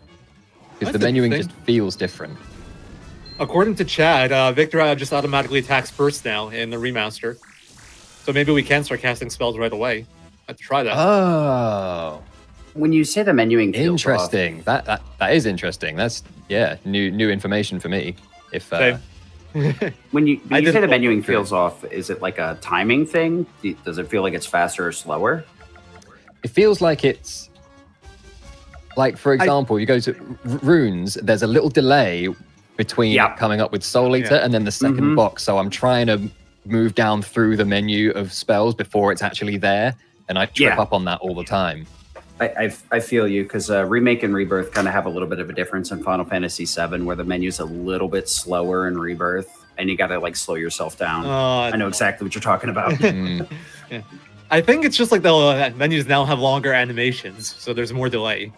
And Rune specifically has an extra like menu in it because they try to use the same one for 1 and 2. So in 1 you can only have 1 rune, but in 2 you can have multiple. So it'll just auto-select your rune by default in 1, even though there's only 1, but it still animates that menu opening. Interesting. It's always really interesting to see how different games approach similar things. A lot of people are just like, here's an item menu with 1,000 different things. Have fun finding it. And then some games are like, we're going to make this real easy so you don't have to dig through 100 different prompts. I feel like there were more opportunities to make better quality of life stuff in the remasters, but it's not too bad. It's like it's fine. Yeah, I think like as runners, we kind of get a little bit nitpicky. Yeah, we like see a lot of opportunities, and they're like, well, that's kind of not reasonable. There he goes. Nice. No problem. So, yeah. And it'll be even easier if we can attack turn 1. Yeah, it'll be easier if we can attack turn 1. That's and that just demonstrates how early we are in developing the speedrun. Like we didn't even know that. The games are only 10 days old, so the tech for these runs are inevitably going to develop a lot. And I'm excited to see how they do. Yeah, I would imagine, since you guys have so much like RNG manipulation and deeper understanding of the game, that it's going to be a completely new thing, wild ride. Yeah, for sure. I think for me and some of like the older runners that are coming back won't be too bad because they're like pre-manip, so it's like you can kind of go back to the old ways. Tom's in for some pain though. Like, I'm in for some pain for sure. Yeah. But what is quite cool is that a few of the old school Suikoden runners who ran the game without RNG manip before z3ro ruined it for them have come back to work on runs for the remaster now because they have the version that they like again with no RNG manip, which is really cool because we weren't really able to it was kind of an irreversible change, the RNG manip stuff. Yeah, I know anyway, that's go ahead, that's going to be it from me. I think that's all for the Suikoden 1 section. So I think we're ready to move on to Suikoden 2 now. unless anyone wants to add anything before we do. Here we got a couple of seconds here. Anybody? No, I am somebody who struggles with the manip of the first game very mightily, and I just wanted to echo, like, there is ways you can hard reset some of the things, like the Holy Crystal, the wheel. There's some hard reset manip setups that Z3ro and Tomm have found, and like using Marco throughout the game. There's easier ways to go through it, so it does look intimidating if you're like me, at least, to manip the entire game and track it the entire time. But there are varying degrees that you could do that to still get some benefits of it without the stress of having to stay on it for the entire game, just in case anybody was interested in getting into it. There's varying degrees of how much you can use and not use. Oh yeah, definitely. Yeah, you can, just start out by just trying to figure out a pattern of encounters in a given dungeon, or even just like work out how to do a holy rune drop that works for you. That doesn't have to be like the fastest, most optimal way that we do in the speed run. Just that's kind of how I started. I didn't think I'd be running this game competitively. I just saw Z3ro doing a bunch of RNG manip stuff at RPG Limit Break 2019, I think. And I thought I want to try that. And now like 6 years later, here we are. Got you, sucker. Yeah, you got me good. That's definitely the best way to approach a run like this, is like, take it slow. Don't worry about being as fast as everyone else or as consistent. And then slowly you'll find out whether you like love it, or if you're, well, that was fun while it lasted. So it's the best way to approach speedruns. Yeah. Definitely. And if it turns out to, consume multiple years of your life, then so be it. Yeah, I did the same thing with Final Fantasy VII Remake. I was like, oh, I like this game. Speedrun it 4 years later. I'm like, this has been out for 5 years? Yeah. Oh, oops. Tech is ready. Shall we swap over? Sounds good. So we're about ready to swap over here real quick to get the other runner in, and we will keep on with the show.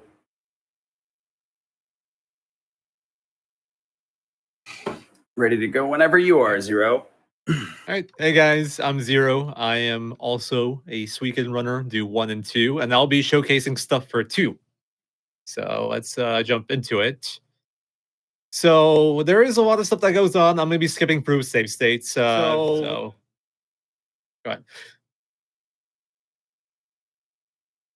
I was going to start over here. So early game is pretty straightforward. You basically just do everything as fast as possible. You never want to kill any fights at the start, because you have a precise EXP route to follow. Then our first boss, Mist Monster, we burn some scrolls and do some damage. Actually, you know what? Let's show off Mist Monster. It is our first boss of the game. I don't remember if I have the menu done here, and it's been a while since I've menued on the original, so I hope we have it done. Oh god, the audio glitches. Here we go. And I don't have the menu. If my audio gets too bad with the game, please just lower it or something, because when you remote save states on the simulator, sometimes it bugs out. I was going to use BitHawk, but I didn't have any saves ready, so I'm forced into this. So, actually, first little glitch right here we can show off. A game that was only supposed to let you wear 2 pairs of boots, or footwear. But if you swap the third pair off of someone else, it lets you get to 3. So we can pump up Rina's defense enough here to take a Mist Monster attack. And let's set up the rest. We give Eiley this firewall scroll we get from a chest earlier. And you need flaming arrows, and that should be good. So notice here we have 2 flaming arrow scrolls. That is a difference that we will no longer have in the remaster. And I'll go over it when we get there. But just want to point that out here while we have the chance. So this is pretty much our starting cast. We haven't done any battles besides the forced one at the start of the game and at the Highland camp. And that's by design. We have a very precise EXP route we have to follow for the first 2 hours of the game in 90%, maybe an hour and a half in 108. And another requirement is we can't have anybody die on any of these fights that we do take, because the way that EXP works in this game is that first of all, there's a lot of catch-up mechanics. I'll go into those more a little later. But at the end of the battle, the EXP you gain is divided by the amount of characters alive in your party. And Suikoden 1 is by the amount of characters, period. So if you had a dead character, gaining EXP also would take it from other people. In this game, if someone's dead, everybody else gets more EXP, which is very useful sometimes. But in this case, it's bad for us because we would kind of over level, and then we'd end up at a lower level later because of the catch-up mechanics. Oh, let's go into Miss Monster. I'm not guaranteeing we win this, by the way. Welcome to Suikoden 2 speedrunning. The very first boss, 15 minutes in, has like an almost exact amount of damage we can do to kill it, and it varies enough. Yeah, in the original at least, since you have the 2 like extra flaming arrow scrolls, you can take a slower fight here and burn an extra here, and that does guarantee the kill. But optimally, we only do 1, and we do a circus attack with the Circus Trio turn 2, and that has a very high damage variance of like almost 40. It can do somewhere between like a high 120 to like a medium high 160, and you kind of need 140-ish, like a mid 140 to kill. So if you don't get it, he'll survive, and then he'll hit someone, and then they'll die, and then your EXP route's broken, so you have to reset. That Mulligan crits? Oh, okay, we got Mulligan crits, so we're fine. That's super rare. What the Now it's heck? That free. is super rare. Mulligan put in work. All right. We also, the Miss Monster can transform here, and so that can take some time, and just turn 2 in the remaster, but we always kill turn 2 in the original, so it's not an issue. I'll speed this up a bit. I'll be speeding up the game to like 2x speed every now and then, just to make things go by faster. That's not the original speed of the game. I'll point it out whenever I do it. So yeah, Circus Attack was 152. I was good regardless, but with the Mulligan crit, it's just free. Didn't even need Ryu's extra attack. Yep. Oh yeah, I have turbo. I always forget I have turbo. Back when I ran this game on this version, turbo wasn't allowed on the leaderboard yet, and it has pretty brutal mashing where you optimally mash 4 different buttons. So I'm not entirely used to it, but it makes the run way easier. So anyway, from this point on, we go to Cairo. We get attacked by Raud. He like puts us in prison. We're about to get executed, and then at this point, you have a decision you can make. When Victor and Flick rescue you, you can choose to go rescue Nanami, or you can choose to not rescue Nanami. So what we do is we're not going to rescue Nanami, but first I'll show you what rescuing Nanami looks like. So we get some more cutscenes. Normally, as soon as this part ends right here, it kicks you out of Cairo if you don't rescue her. I'm going to speed this up. So you get this jailbreak scene here, where Nanami chooses her secret move. There it is. It actually slows it down. I was turboing through and had the game 2x speed, and it still gave me time to show this. The Golden Bird, Holy Flower, Dragon Tooth, Glory Punch. And while we're here... Also, this is a 108 save, so I have Muku Muku. Wait, this is a 108 save. This shouldn't be a 108 save. That's worrisome. I might have the wrong saves. Oh god. Live routing in progress. Let's go. It's not the routing, it's the showcase. We'll see. I can maybe switch later. So there's another cutscene that happens here. I'm just going to point out because you can skip it by running along this left wall and then running back. That lets you get past the trigger. I did it wrong, apparently, but it's doable. I think you have to run into that right wall. So let's go back. The save was labeled, my save folder here was labeled any %. What was I thinking? Why do I have Muku Muku? So this is the normal way. He's just a little guy. Why wouldn't you want him? Because he comes to be the Sindar, and that's slow. So you say no free times, and this is one of those places where you can say no free times that it actually lets you continue instead of forcing you into the other option. And we are out of Cairo. And in addition to this, like, we also get to skip a scene later when we get our runes. If we skip getting Nanami here, that saves a little chunk. But the reason we don't want Nanami is for EXP routing. But you can kick her out later if we like want to go about it that way, but it's not very fast, obviously. So it's I'm now skipping to our next level up fight. In between, we would go to the 4, go to Toto. Actually, you know what? There's something we can show off real quick. We could show off the Pilika mechanic. I think I guess I have to load this one.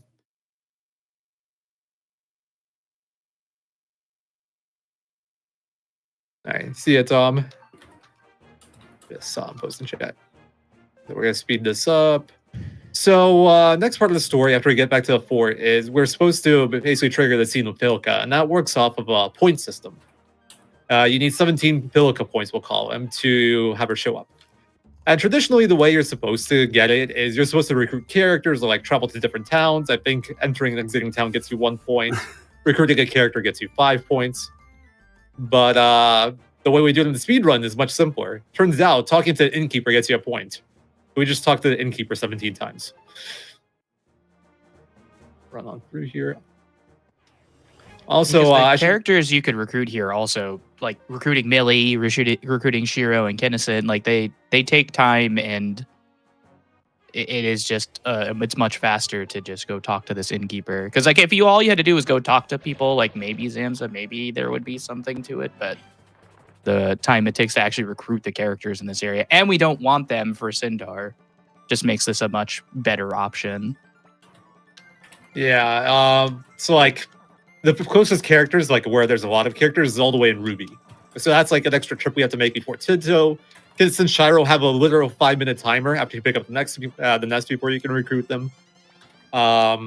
Millie, you have a 600 HP boss fight, which at this point is not very doable with just Joey and Ryu.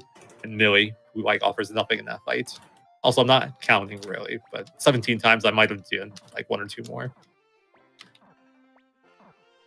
So instead, we just do this. Rikimaru, I don't think we can even afford. But yeah, there's the Pilka cutscene. One other interesting option is later on when we go to buy the amulet for her in Muse, the guy will like tell you it's 500 Pach, I think. And default option is like, of course I'll pay. But you can actually pick the option 2, which is like, there's no way I'll pay. And then Joey sells his signet ring, which is worth 2k, and you actually get to keep the change. So it gives you a free 1500 Pach. And makes like no difference story-wise other than some different dialogues. But I'm going to skip through all that. We do sharpen our weapon in the fort here, worth mentioning for the spiders. Yeah, and for the flip duel. We need it for both of those. So here we still have Ryu Joey. They're still level 4. This is like post-mid sponsor EXP for Joey. Ryu had the 1 fight in Cairo with Nanami and Mukumuku if you get him in 108. But it works either way. So this is our setup for the forest. And in the forest, we're looking for 2 battles. Well, 1 of 2. We're looking for either a group of 5 spiders or 3 slugs. Those are the 2 battles that will get you enough EXP to stay on route, essentially. So I'm going to just run through here. Hopefully we get it without too much of a wait. In speedruns, this is one of like the first quote-unquote reset points. If it just takes too long to get something usable here, you might just reset. Also, these guys suck. They have super long animations if you fail to escape on them. That's another thing we kind of have to consider in the run, where if we get random battles, do we want to try to run, which at this point is a 70% chance, or do we want to maybe bribe him? Because we have a limited amount of money and we do need it for later, but sometimes just mitigating that risk of failing escapes is worth bribing. This is the faster battle. Joey just one-shots a flaming arrow. And we have level 8 on both these guys. Level 8 here is really important for Ryu because we have a duel of Foot coming up. And that duel is very dangerous. Even with these stats and like we fully load out Ryu, he can die. If he does 3 attacks in a row and we get bad damage rolls on R2 desperate attacks. So something nice here is since we got the level up battle early, we no longer have to do it later, which means we can add Sai to our party. And Sai comes at a level 11 and has some decent gear we can steal for Ryu. The level 11 thing lets me let go more battles in the forest. If I haven't done the level up battle yet, I can't add him because he would subtract from the EXP that these 2 would get. So I'd have to put him into a convoy. And the game gives you the option there. And since we got that, I can even do something like this here where I swap crit size gear, add up my defense even more for the... Oops. It's harder when you're going 2x speed. So up my defense even more for the flick duel. Okay. So next thing to go over, I will show you guys Sindar Ruins. That'll be like where the next big level up fight takes place. You can only find the group that you want or one of the groups after the dam because it changes the battles you get in here. But at this point, the only other fights we've done is the 2 force fights at the fort with a group of 4 soldiers that you just need to do to progress. And that gets you to a really precise XP value on Joey. Notice he has level 9 and 890 XP. Depending on which battle he took in Ruby, he might have 990 here. But the important part is like level 9. Like this EXP route is designed to keep him at level 9 before we take the Sindar fight. And Ryu level 10 is pretty good too. It'll set up a nice battle for him later. Yeah, I don't remember what the setup was here. I probably should have opened my notes for this run before I Take did this. Nanami's hat. You just want to take off of everything off of Nanami, Ryu, Gengen's wooden shield if you cared, and then best equip Joey. Yeah, I don't think I care about Nanami or Nanami's other He equipment. just needs a Also, medicine. you know what's killing me right now? After playing the remaster for so long, I got used to triangle being my back out button again. Yeah, they did change that in the remaster. Yeah, one of the changes Does in the Ryu have any remaster. medicine on him? I think so. But let's double check. Good call. I do need one there. I could have taken from bag. It would have been fine. Yeah, of course. Yeah. So we're just gonna run through here. If you're lucky, I don't know. So there's this chainmail chest over here, and this ups your defense a lot, makes the fight a lot safer. And I always am conflicted on how I feel about getting it before or after the level up fight. Because if you got the level up fight before, then well, you got an early level up fight, and you don't have to worry about finding one. But if you get it before, you can also die because you lose like 10 defense on Joey, and that makes a pretty big difference. So we're looking for 2 groups here. We're looking for either 5 megawatts or 4 salamanders. So we just keep on like doing story stuff, and we hope we find the battle we want. Also, I think Joey got hit there. No, he didn't. I don't care about the HP values of the other people too much. I just want Joey healthy. Yeah, and essentially in the remaster, at least at this point for the speedrun in the remasters, we're planning on doing the same level ups in the forest and here, and there are some implications of whether or not the fight is on the hard difficulty, the easy difficulty. Like in the forest, we don't have an extra set of fire arrows, so that's something to think about. And then the HP adjustments from the difficulties actually do make a difference in easy and hard for different reasons. So these fights will essentially be the same, but there are things to think about depending on how you're running the game. Also, it's kind of nice to have Nanami higher HP here, so you don't have Ryu defending her, but I forgot. I'm set. You'll try to heal herself. See, she gets one shot anyway, and this way Joey doesn't defend her. And here, I just medicine every turn and have Joey defend. I'm waiting for the attack like that. Perfect. Where Joey won't defend Ryu, because he'll only defend them for the lasers for this fight. And won't defend them from like the arm swings that hit a row. Which is, I think, like a 20% chance to happen off each fight, off each megawatt, in theory. But yeah, we now jump to level 29 with Joey from level 9. So we gain 20 levels. If we found 4 Salamander to be level 30. The only thing I really care about for him, though, is his magic stat. You can see here he got 108, which is nice. Nice number. I need him to hit 100 or more. The reason for that is at 100 magic, he unlocks his his first level 4 spell and his second level 3 spell. And the Black Sword rune, those spells deal a lot of damage. They're actually like some of the highest in the game. So that's how we're going to deal with Doublehead here, who has, I think, was it 2,500 HP? I actually don't remember off the top of my head. Yes. Okay. Correct. 25. Yeah, I remembered something. So it just so happens that having these 3 spells perfectly kills. You overkill by a bit, even. Yeah, and just in the remaster, this fight, if it's on easy, it only takes 2. It takes this spell and then 1 piercing one. Yeah, and in hard mode, it takes extra stuff. It takes an extra level 1 and a family attack. Or like a bit of extra damage. I still have to calculate it properly, but just even 4 spells from Joey isn't enough.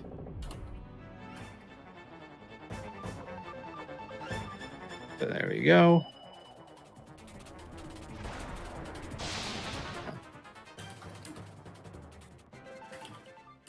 All right, I'm really hoping I don't see a fire lizard in my inventory. All right, good. They are any percent saves. I have no idea why that save had Muku Muku. All right, so yeah, I guess so. I don't know. It's yeah. the treasure, blah blah blah. You can't escape talisman out of the screen until you get the treasure and leave the screen. So right now, we'll use it as soon as you leave the screen. We can use it. So we buy one and use it earlier, just so we don't have to run back out of here. And I'm gonna skip forward again. This is right before we go to the Highland Border Camp. So this is gonna be like the next part of our leveling route. Hold on. Give me a second. I'm actually just gonna open my notes for this because it's been ages since I've ran any percent. I don't remember how things were done back then for the original. There's like minor details that I need to remember. Like I think I brought 2 extra characters here, for example. Yeah, you want to have bring Sai and Gengen Gengen with you. Yeah. Yeah, see, they know what they're talking about. I don't. My only 2 characters. It's funny because all we're doing is what he tells us to do. That's true. We're you speaking to you. All right, here, anatomy.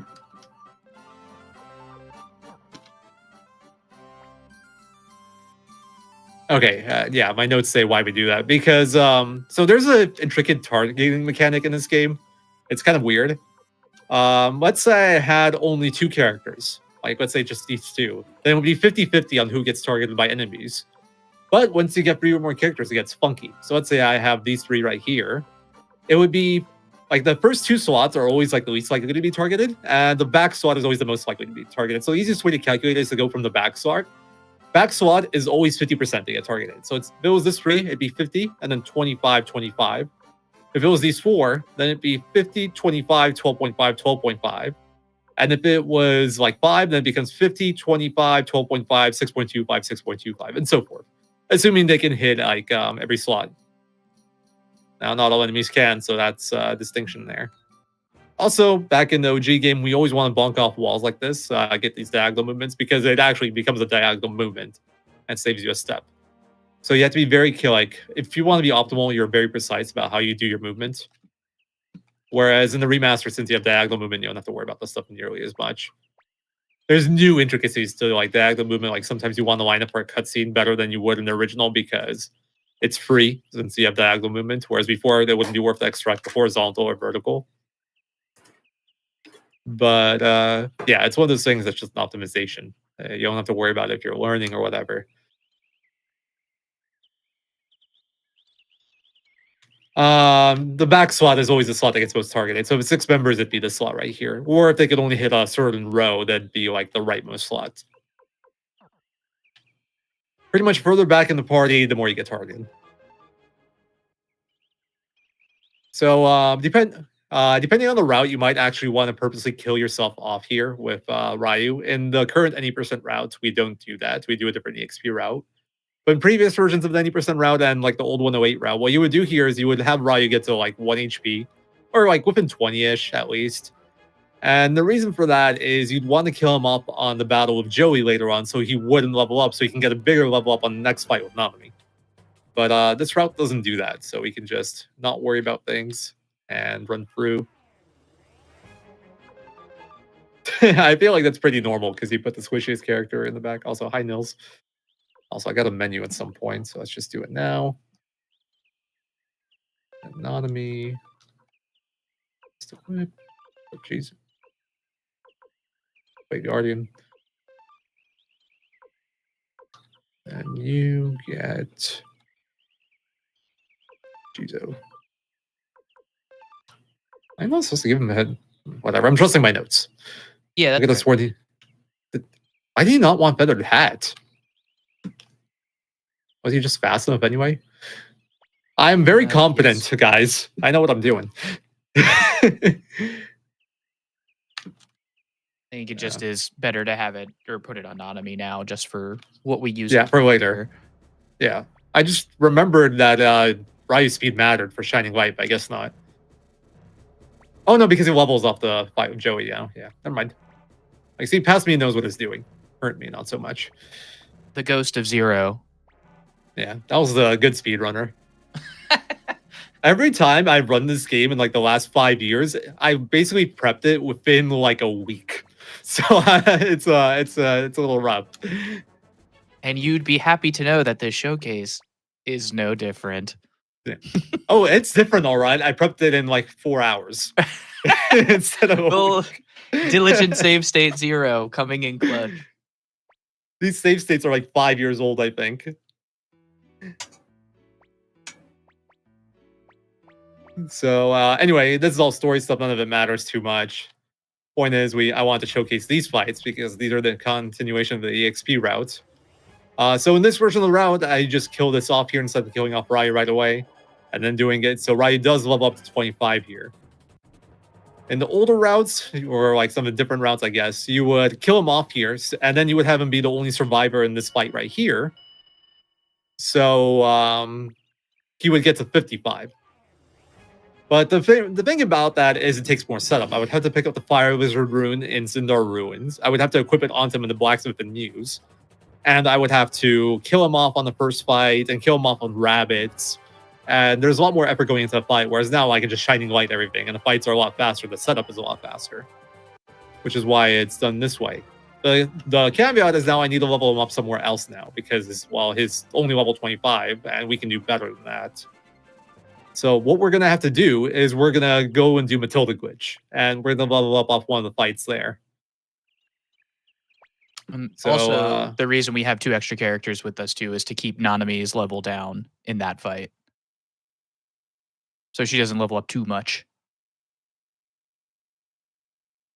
Why is my only save state pre-Taiho? No! Because you Well. like pain. Well. Our old friend is back. All right, this isn't the Speed Tech Showcase. This is a Speed Pain Showcase.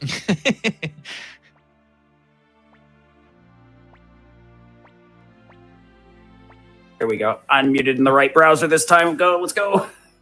Welcome back, Sid. Yeah, so I mean, isn't that the point of speedrunning, to like push yourself to the point of pain? Sure feels not like it. It's not supposed to be fun. You're supposed to hate the game. Nice tie. Yeah, thanks. I even rolled a 5. We still got a tie. Feels bad, man. That's fine. You know what? The nice thing is it's a showcase, so if he kicks my ass enough, I can just reload my save state. So it's fine. True. But every loss here is like 40 seconds to a minute, and there's like impact on your money as well. So you can even just run out of money here, in which case, so best case, you can run back all the way to the start of town where there's a shop and sell some stuff and try again. But that's like also another minute at least. And we're at the point where like maybe we can take 1 minute here if the rest of the run's good, but any more than that, it's kind of reset if you're going for top level runs.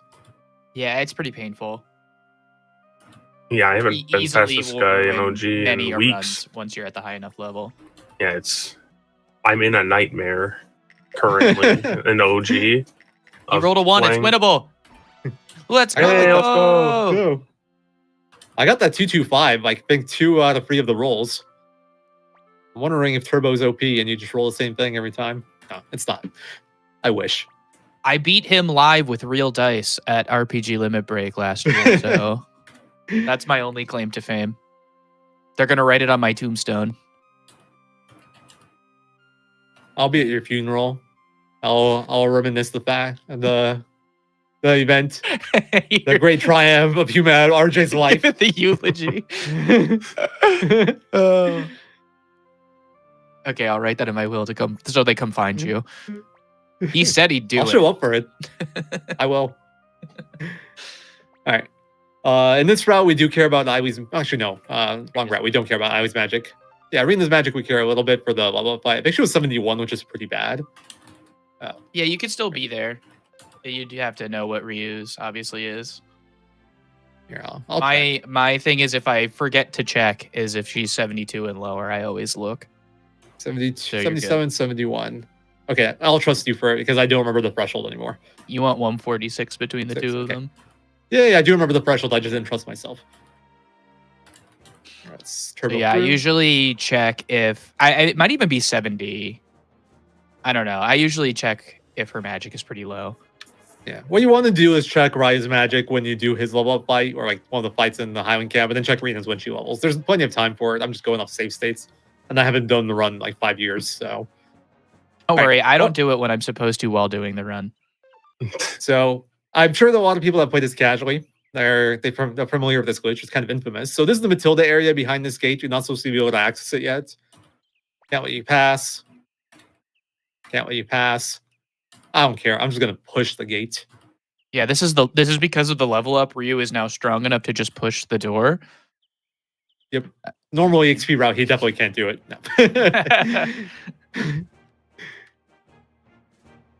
So that's actually fixed in the remaster, sadly. But funnily enough, for the speedrun, it doesn't even matter that's fixed in the remaster, because for the other glitches that are fixed in the remaster, it's not even worth doing anymore. Yeah, so but we'll take that level 55 level up that he was talking about. Yeah, and I will try to showcase that. I think I do have a save there in the remaster. But the reason we want to do this early, like, we are going to take our level up fights here, but that's not why we do it, per se. We want to grab this violence rune. That's a big part of it. And then we're also going to grab the kindness rune on the trip out. And while we do it, we're also going to take the level up and get some Ailu devs. And Nanami devs as well. And I guess one of you guys can explain why those are important while I look at the fight. So, like he said, we're going to pick up the kindness rune. That rune has a pretty funny mechanic where while you're playing the game, certain characters will get kindness points for being in the party at certain IGT using magic stones, right? And is there anything else? I don't know. But they'll get kindness points that'll increase their attack. But a funny thing about it is they also can lose kindness points by dying.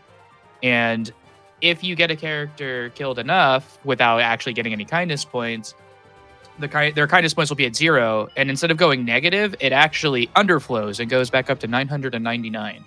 So if you get enough deaths, put the kindness rune on them, they will have basically max attack, which is fun for combining with the violence rune. So we're getting certain characters here we definitely want them to die, which is Nanami and Ailey. And hopefully it works out. Sometimes there's a couple of different varying fights we could get at this part. This is scary. Yeah, I'm dead. I am so dead. Yeah.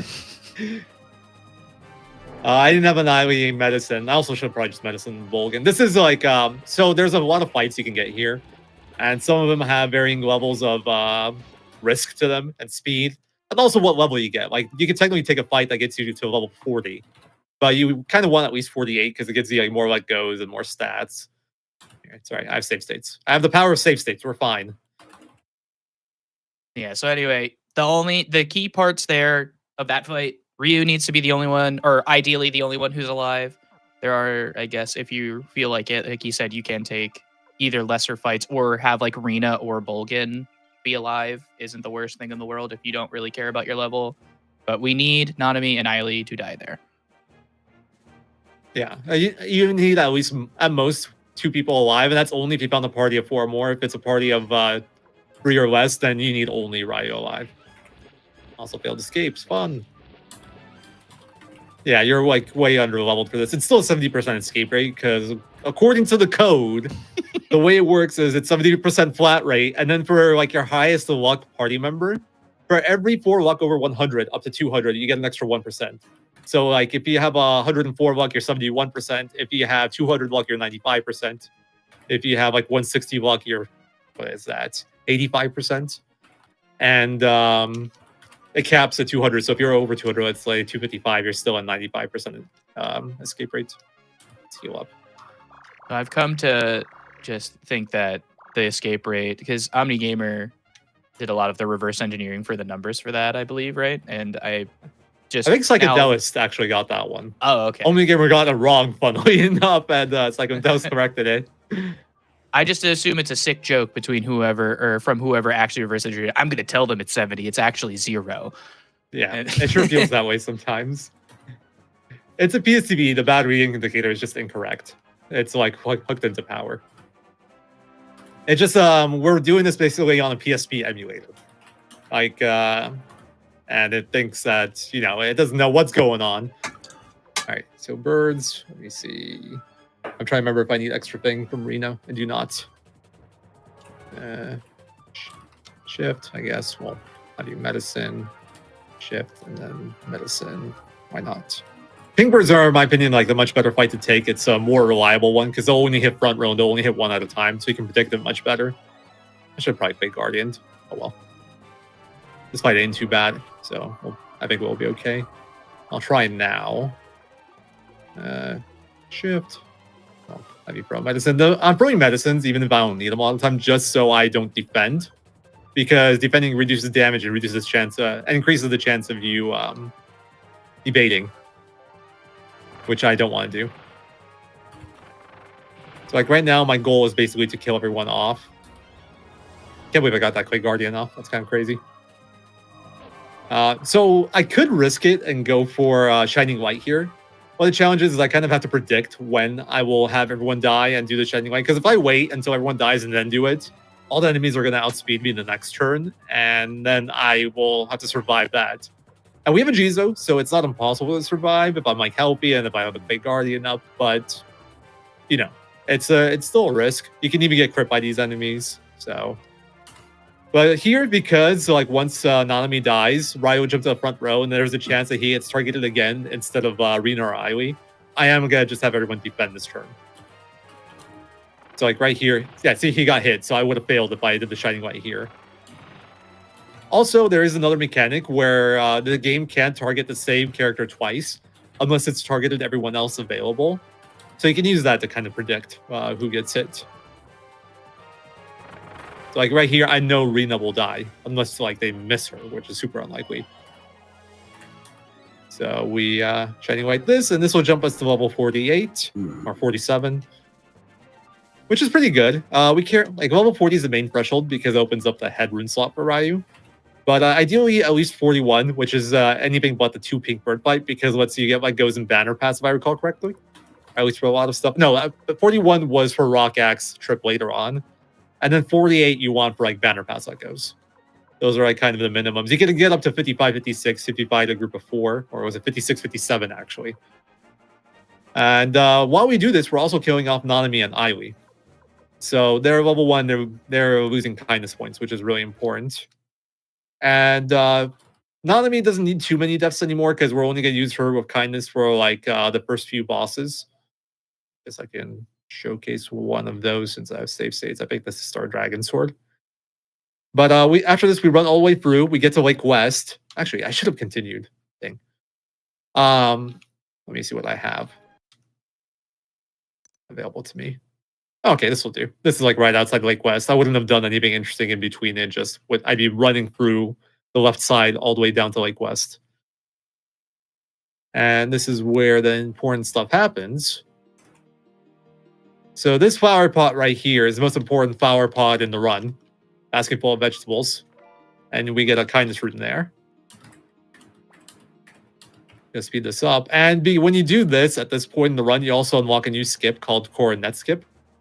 Or Dock Skip, whatever you want to call it. Get the speed back to normal. If you line up a certain way, the way is actually precisely the way it would kick you out here after the Taiho cutscene. You just get to skip a whole cutscene with like Taiho agreeing to take you, and Shino like running after the boat. That takes like 40 seconds.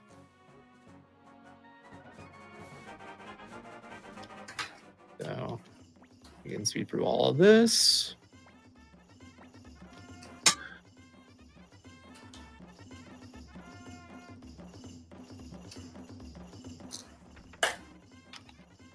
And we'll throw the kindness onto... Oh, before I do, let me show you guys the strength. So right now, Nanami has a strength of 60, or an attack of 67. You can see it at the bottom there, next to her defense. Once we embed this, she now has a strength of, or attack of 999, thanks to the kindness under glitch. So yeah, she hits a lot harder now. Yeah, we also got Nanami killed off a couple more times just inadvertently through the level up in Sindar and again on Doublehead, so it's just more points. Yeah, so she has at least like 3 deaths at this point, which is all we need.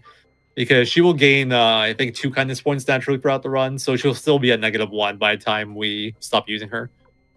So I'm going to show off here. We also equipped lightning runes in the rune shop in South Window, but it's not really like worth showing off. And we gave her the violence rune from earlier. So let me see. It's been a while since I've done this. Am I supposed to heal? I feel like I'm supposed to heal her. I don't remember if I do it in the fight or in the menu. Usually you do it but like when you get con or before you get con. I don't know. Just yeah. fight. Hold on, did I equip lever cape on her? I did. Okay. So then I can shift. So the goal for Star Dragon Sword, what we're gonna try to do is get Nanami violence. She gets violence when she takes half her HP and damage. And what that does is it gives her Berserk status, and the turn after, so that's like a 1.5 multiplier. And then the turn after she gets violence, and only for that turn, she gets a 3x damage multiplier on top of it for physical attacks. So combined though, she does 4.5x damage. Also, it's really important that Iwi's kept in the back here, or not in the back, in the middle column here. Because Star Dragon Sword has 3 attacks. He has like a column attack, and that'll always hit middle while there's like a middle column. And then he has 2 big AoE attacks. We still need to get Iwi 2 more deaths after the death from the level up fight. So her being in the middle slot there guarantees that she dies on this fight. And that's like the big benefit of doing the Matilda glitch level up versus the like old level up where you did at the island border. You get Iwi deaths. And we're going to switch to her being our kindness bearer later. And that's why it's really nice. So here you can see Byron. Oh, she crit too. So yeah, look at that damage. Casual 13k on a boss of 2500 HP. You don't need the crit. She would normally do 4,500 essentially. And that's like more than enough to finish the fight. Why am I doing this stuff? I'll also show off Abomination real quick, I guess. Oh no, why are these black now? Like my thumbnails, they were fine before, and now they switched to the blacked out thumbnails. That's actually a problem, because I don't know exactly where my save states are. I was relying on those. Yeah, like when I was checking this last night, this was working fine. I guess we'll just like kind of jump around and see what we can find. Yeah, that looks good. All right. Yeah. All right, so we'll turbo on through this.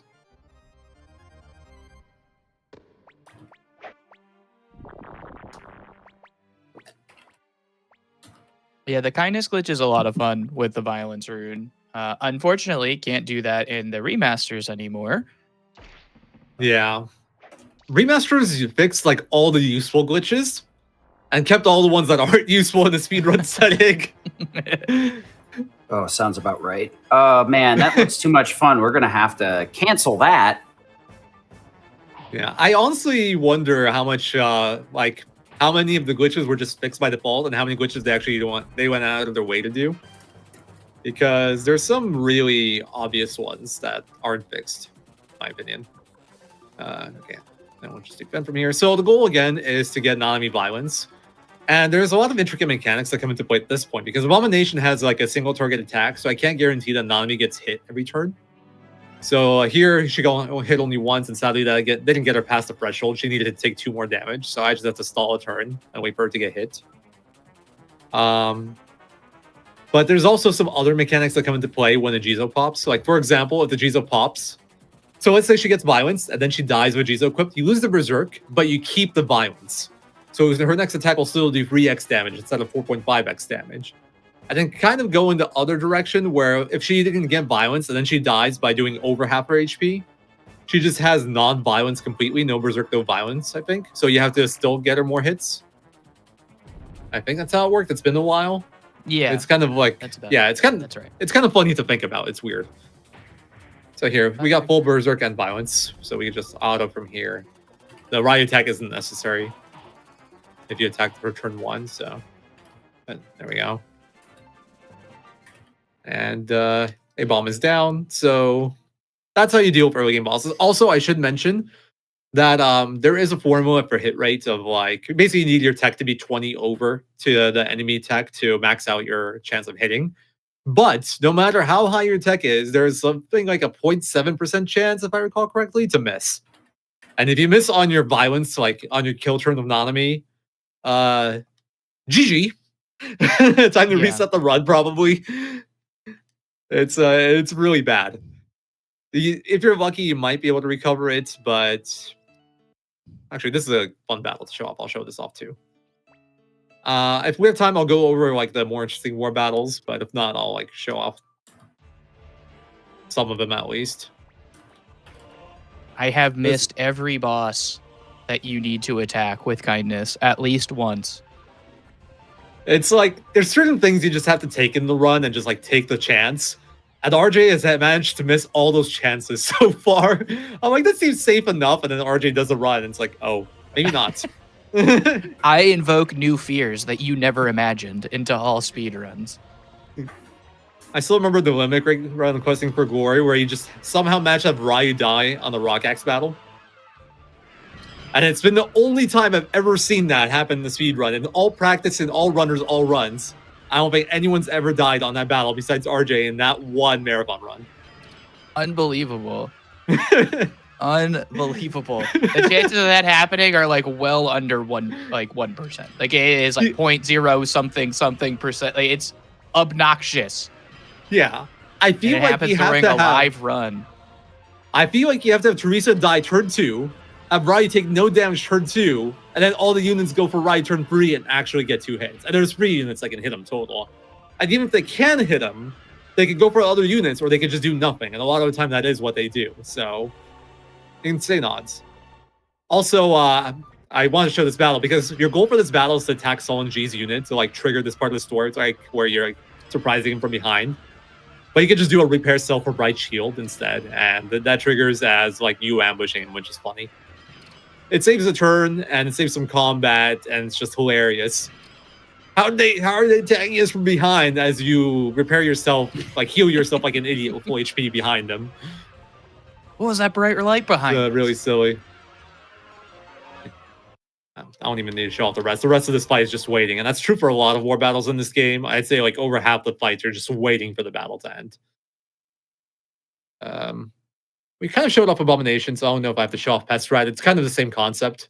You kind of get non-violenced and let her go nuts. Pestrat has So now I get attacks that could also screw it up.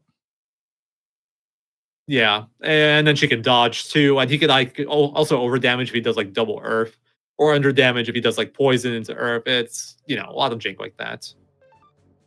So here's our party here. I bring Luke and Eileen along here in this route so I can do their rune shop setup here. I don't know where in the run I am, so that's a little bit rough. Okay, this is after the first 2 fights, I think. Mm-hmm. Yes. So at that point, we would go here and buy Kite Rune. And this is really important because this is the only place that sells the Kite Rune outside of the Sindar Rune Shop. And the Sindar Rune Shop, it's... Well, you don't really have money at that point. So you can't really use that. And Kite Rune is really valuable. It might not seem like it. It's just like one of those runes that casually you probably completely gloss over. Because, like, it halves your damage. And, like, Dart users generally don't have the highest damage. So it's like, why would you use that, you know? But with Kindness Rune Glitch, half of 999 is 500 damage. And that clears pretty much every enemy, like, big enemy group in the game. So it's really useful. But it's like, even then, it's like, why use that over using just like magic? You have Shining Lights, you have Shreddings, you have like, in theory, you have Pale Gate and Fire. There's a lot of options for clearing fights. So why do we bother Kite? The answer is really simple. It has a really fast animation time. Like, fastest animation time by far for clearing, in a game, for clearing multiple groups. So that's why Eileen becomes our Kindness Rune Bearer later, because she is one of the few people that has 2 rune slots and can use Kite. And she has like solid stats for it, and we can set her up with the Matilda glitch segment while we do our level up. So she kind of just ticks all those boxes perfectly. Rune slots, yeah, rune slots are based off the character and level pretty much. It's hard coded to a character. It's not based off magic or anything like that. Here we're going to do our Blacksmith 2, get to level 8. This is nice for Luca, but it's not too important. It's more about since we're here already. And then we're going to throw poison onto not immune, just to get our kindness off. It's faster than removing it, because then you have to remove, quit, and then go to attach. And then we're going to throw friendship on Ryu for later. The way friendship works is you gain 1 attack point for every 2 characters you have recruited. And while his actual like attack for battles isn't all that relevant, it's nice for duels, because it uses your real stats for that. I'm not going to do all Green Hill because Green Hill is the resident sleeper, but I am going to quickly showcase what Kite Rune can do and how fast it is. I guess you know what I'll do? For 1 fight, I'll do a spell, and then for 1 fight, I'll do a kite, just so you can kind of see the animation difference. I can use Shining Lights here, but I'll do a Shredding just for showing off a longer spell. even like even though I'm saying that it's noticeably faster, it's not a crazy amount faster than the faster spells. I think it's like a second and a half faster than Shining Light, for example. But there's like 6 groups in just this segment alone that we can use it on. So just over this segment, over the fastest spell animation, we save 9 seconds. And then later on, there's fights where you have to use a slower spell because you need more damage, so it saves more there. And there's a lot of like 4 soldier fights in the game. So it doesn't seem like too much, but it adds up a lot. It makes it worth it. To a point where we take it over a different damage rune. There you go. Like, the animation is really good. And that's why Ailey became our kindness bearer. Before Ailey, it was Tsai, who like filled the same role of having 2 rune slots available. And like he has better stats for combat than Ailey does. Like, he has better tech and speed, if I recall correctly. Before that, we used some other ones. We at some point used Sheena because he had 3 rune slots before we only realized that it doesn't really earn you enough to have the 3 rune slots. Like, you can get a double strike as well then. We do something like double beat, double strike, violence. But violence wasn't all that useful because you'd have to rely on getting hit to trigger it at that point in the run where Sheena's actually relevant. So then he switched to Tsai. Before that, we used Shin. Shin is kind of an interesting one because he only has 1 rune slot, and it's locked to Spider Slay, so it's like, why would you use Shin? But Spider Slay does 3x damage, so you throw kindness on him, you just have a 2800 damage with no setup on 1 target. And I think someone else was used before that point. It's like, I don't remember all the previous bearers we use. But these would all be for like endgame. Before Ailey, you would just use Nanami up until Tinto always. Okay, I need to find my save state for this, so it might take me a bit. I guess we can... what part are we at? Okay, this is the Ridley War battle. This battle is like you literally just run away and stall, so it's not really worth showing. But I can show off quickly the Kiba War battle because this is by far the most RNG heavy war battle in the run. Which save is this? Apple. I think this is a normal one. I don't know why I'm talking to Apple on this one. Sorry, about digging through things here. The thumbnail's disappearing. Showing the level ups for the new characters that we're leveling up and how we're handling stuff in the new game, in the remaster. Yeah. Okay. I'll do that in the remaster parts. Okay. Yeah. No, just saying. We generally prefer if you weren't, so. Yeah, yeah, we'll cover those parts in the remaster showcase because we'll go into more in depth later. But the reason we like things differ between the remaster and the original version is the glitch fixes. Kindness rune glitch is gone, so we no longer have like a 999 attack character we can use. And on top of that, the Rune Unite glitch is gone, which we haven't covered yet because you don't really use it until later in the run. But that also really nerfs our magic damage as well. So we lose 2 big sources of damage, and we have to make it up somehow. And for that, we'll be using some more leveling tricks to level up some other characters. We're still very early days with the remaster, so we'll get things figured out, better eventually. But at the moment, this is our current plan. Also, for the question, for physical characters, which will be just your kindness bearer in the original, we just want good tech speed and good rune slots, really. And other things that are important, like having Unite access is really nice. That's why Nanami and Ailey are good. And having access to rune slots is good. For mages, all we want is good magic. Rune slots are nice, but they're not as important. And sometimes good speed. I am mad at Khan right now, Nimjodas. I was about to use him for the remaster, but he gets his rune slot exactly 1 level too late for me to use him effectively. Okay. So there's 2 different versions of the Kiba fight you can take. I'm currently doing the alternate version simply because that's what my save state was. But there's 2 approaches, essentially. The first approach is the original one that we use for the majority of the game's life, where you would try to kill him. But Kiba has this ability called Heavy Armor. I can't quick him, I guess. But it makes it so he needs 3 hits to die. And additionally, because he has Klaus and because he has a high defense, he has 16 defense. So physical attacks basically never have a chance to hit him. Best he can do is, I think, up Ridley as much as he can, and he can get to 13 attack, and it ends up being a 10% chance instead of 5% chance to hit him. And 5% chance is just the bare minimum. Trying to figure out how I want to do this, because I want to pull these guys away from my main army. So there is some skill expression involved in this. I think I will buy this tile. Since the units in the Highland Army always move in a different order, there is variance on where they move to. And your goal for this part of the fight is to keep them as far right as possible so they don't attack your units that end up on the left right now. In fact, I'm not even going to move Ryu here, I think. I think I'm going to leave him as is. I'm okay with taking a few attacks here. And I also up like Ryu's defense. I give him Chaco and Camus. Those are like the units that give him free movements and up his defense as much as possible. So he is less likely to get attacked. And with this defense, Rao's army in the top right will actually never attack him. They can see they're all going for Ryu's unit. They don't even always attack, which is really nice. With this war battle strat, like what you're trying to do is minimize the attacks on Ryu as much as possible, or the attacks period. But until the kobold spawn, they shouldn't be able to attack anyone but Ryu. So I move these guys away, and then I am going to start moving away a little bit more now. Try to decide which way to go is best. I think something like this is good.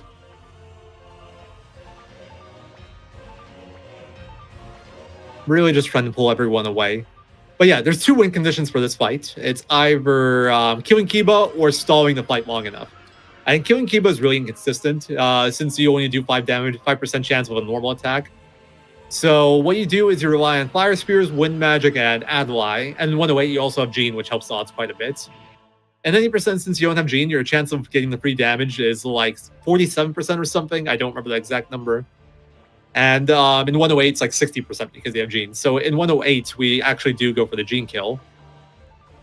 And any percent, you either do this or you go for the kill without Gene, and the odds kind of suck. I think this is good enough to draw these guys away. Maybe I could have picked a different tile. But my whole goal is to draw more to the right, because next turn my kobolds will spawn. And I want as much difference between the army and the kobolds. You also can't kill Kiba until the kobold spawns, so even if you're trying to kill him and you got lucky, you have to wait until the kobold spawn before doing the final blow. So you would like ration your resources essentially. In terms of like what you've used. Like you'd use your wind magics first. If they hit, you would say Fire Spears, for example.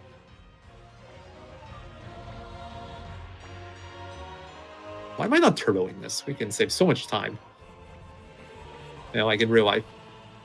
But yeah, keep going. I like how I got the straight line of units. This isn't normal. This just happened to happen. I think at this point, I'm okay with them going towards my kobold, so I'm just going to move away as far as possible so I don't get attacked. And eventually they will reach my kobolds because they have cavalry and I don't. But it's fine. It doesn't really like hurt. If they attack him, it sucks, but it is what it is. Keep moving away from Kiba here. Also, you can use R1, R2 in this game to move between your units like this. It cycles through. That's gone in the remaster. So we might end up restructuring things a bit so we like have less cursor movements between units like that we have to move. It's one of those changes where I'm not like they made R1 and R2 in the remaster confirm and like cancel, kind of like L1 and L2 in the original. But they got rid of that functionality that cycle units of R1 and R2 completely in the remaster, which is quite a shame. Nope. So I have to move the units. So here I can R2 and it jumps me straight to my kobold unit over here. And it makes these units a lot faster to move. But yeah, this strat right here compared to like a good like fast Kiba fight where you kill him, I'd say it's like about 1.5 minutes slower. So you go for this, you sacrifice 1.5 minutes, but then you don't lose as much time on like having a bad Kiba fight. Because if you fail the Kiba kill, it loses you like 4.5 to 5 minutes. So you can choose to go for like the more consistent, but like consistently slower option, or you can choose to risk it and go for the fast fight. But you can potentially lose like 5 minutes there. And that's the end of the fight right there. I'm not going to showcase the war battle with the fast fight simply because it's not that interesting. It's just I basically do a bunch of wind magic fire spears and hope I kill him, and if I don't, lose 5 minutes. And I have to set up the units, so I'm not going to bother. I'll show off some of the other war battles though. I don't know where my saves are, by the way, so I'm going to dig through. This is Worm. Okay, this isn't speedrun relevant, but I'll show off a funny out of bounds real quick, I guess. I think I was shifted here. It's been a while. You also need free to die here for the EXP route for Eiley. Alright, we got lightning, so now we just defend. Worm has 2 attacks. He has his column attack, and he has a AoE lightning, like we saw there. If we get lucky with the damage roll and AoE lightning, he can actually put you into violence right away. But generally, 2 hits gets me into violence always. So and there's tank hits until you get violence. All right, so plenty out of bounds here. So normally, if you run left here, you just go back to the previous screen, right? But if you hold up, you bounce off this tree here. So now you're 1 tile further, and then you can do something like this, and now I can run out of the screen. And this out of bounds is still in the remaster, by the way. This is still in. Like I said, only the useless glitches are kept in because this doesn't get you anything. There's nothing like interesting you can do. And in fact, if you go too far right here, either here or during the McDowell side quest, you actually soft-lock the game because you have to the game makes you walk towards the Barcus. And if you're out of bounds, it has no idea how to do it, so you just get stuck.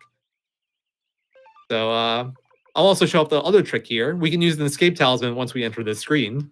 You don't have to be out of bounds. You can just do it as soon as you enter, and it puts you closer to Barcus. This saves like 5 seconds and prevents the chance of you getting battles. So we buy an escape talisman just for that. Casual players might be wondering who we choose, Kasumi or Valeria. It's always Kasumi. We never get Valeria in any route or category, even though she's cool and all. The reason that we get Kasumi is twofold. In any percent and 108, she has really good gear. She has a bunch of speed gear, and she has a Bolt of Wrath scroll that we steal from her. Both of those are really useful. So we do that. And in 108, she gives us early access to ninjas, which is huge because we can get them on the way back. So we don't have to run all the way back through the forest to get to Rakaku. Which, since you can't teleport to Gregminster or Rakaku, every time you want to go there, you just have to run through the forest, and it takes ages. And then you have to run back out, and that also takes ages. So, let me see. I, once again, have to find my save states now. I will probably show off the Ridley War battle because it's kind of funny. But it's a funny strat. I have no idea what the save is.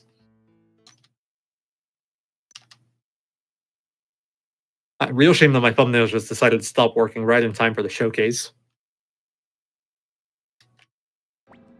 Okay, this is the battle where Ridley is like ambushed when he's doing reconnaissance. So the way the game explains it, there's like 2 win conditions to this. Either Ridley dies or you save him. And the way you save him is by getting a unit next to him. That counts as like rescue him. And you get like different cutscenes and all that too. You actually get a special cutscene if you rescue him.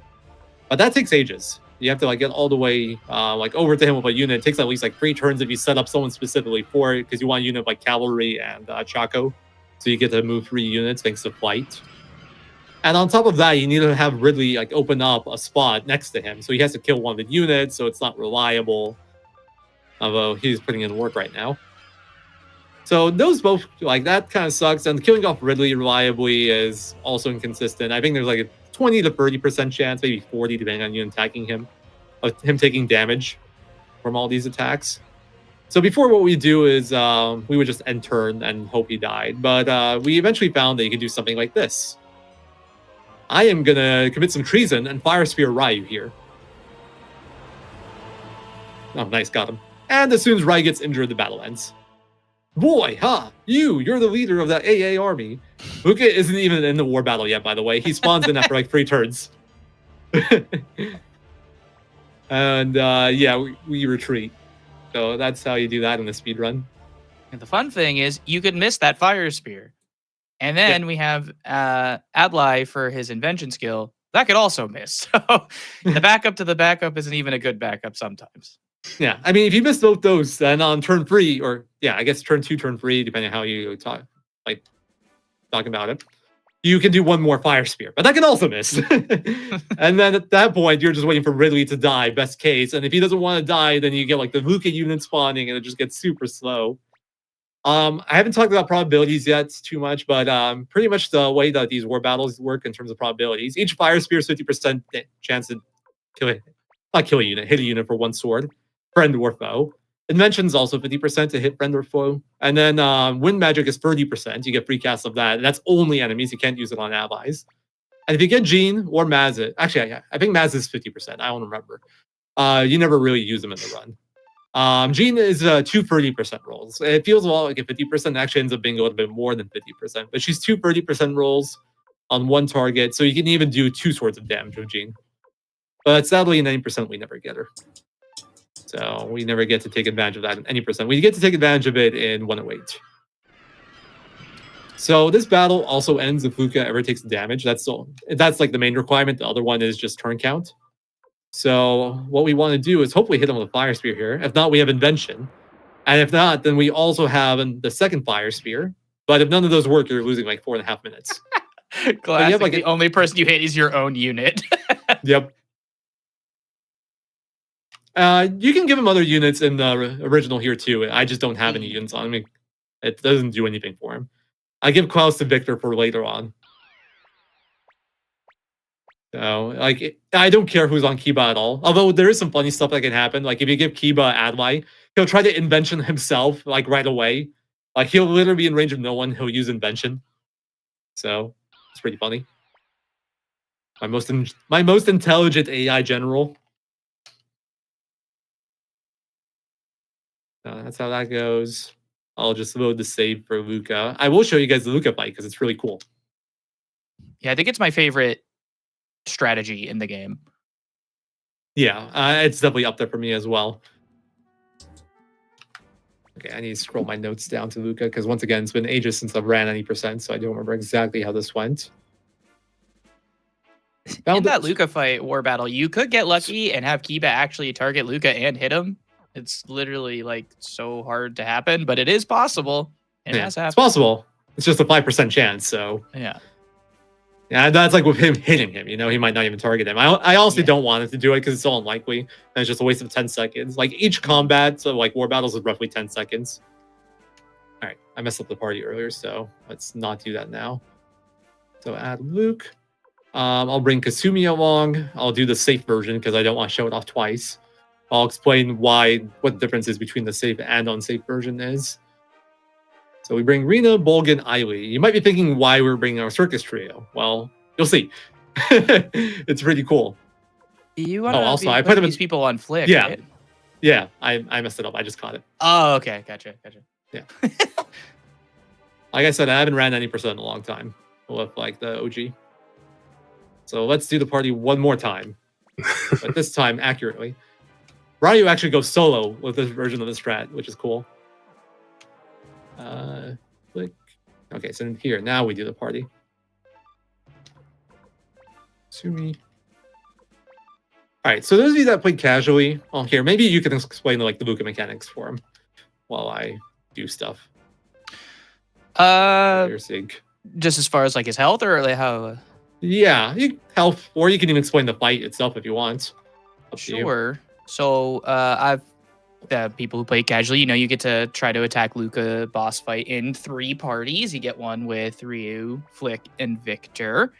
The Flick and Victor phases have a certain amount of HP threshold that you get Luca to the final advance, whether he is dead or not. You can't kill him in those 2 phases. Unless you have a setup like we're about to do here, where we actually load up our big party with Flick instead of like, you know, maybe casually, ideally it would be Ryu, your best party, where we use our kindness bearer, Eiley, and some another mechanic that we actually haven't used to invoke the violence of Eiley. We're going to do enough damage here with a setup using Luke's Blue Gate rune in an empty world to hit our own party to berserk Eiley. And then in the next turn, we will be using why Bolgan and Rena are here. We're going to actually be using their Unite attack. All right. I decided to do the unsafe version because I want to show off the Luca kneeling animation if we can get it. But so there's 2 versions you can do. You can either have Eiley attack or you can do a Kasumi bolt. So Eiley attack, the risk isn't missing. The risk is her critting. If she misses, you just back it up and throw a bolt and you're fine. But if Eiley crits, she essentially pushes the damage threshold too early, and I can't get my big damage out, and it's just like a runs dead sort of moment. So the safe version, you just defend with her and have Kasumi throw a bolt, and then you need to do an extra spell with Ryu later, which is fine. Yeah, safe version's like 20 seconds slower, pretty much. But I'm doing the unsafe version because I want to show this off. That's just Unite, right? Yeah, and you guys defend, because We got the highly hit. So watch his circus attack damage.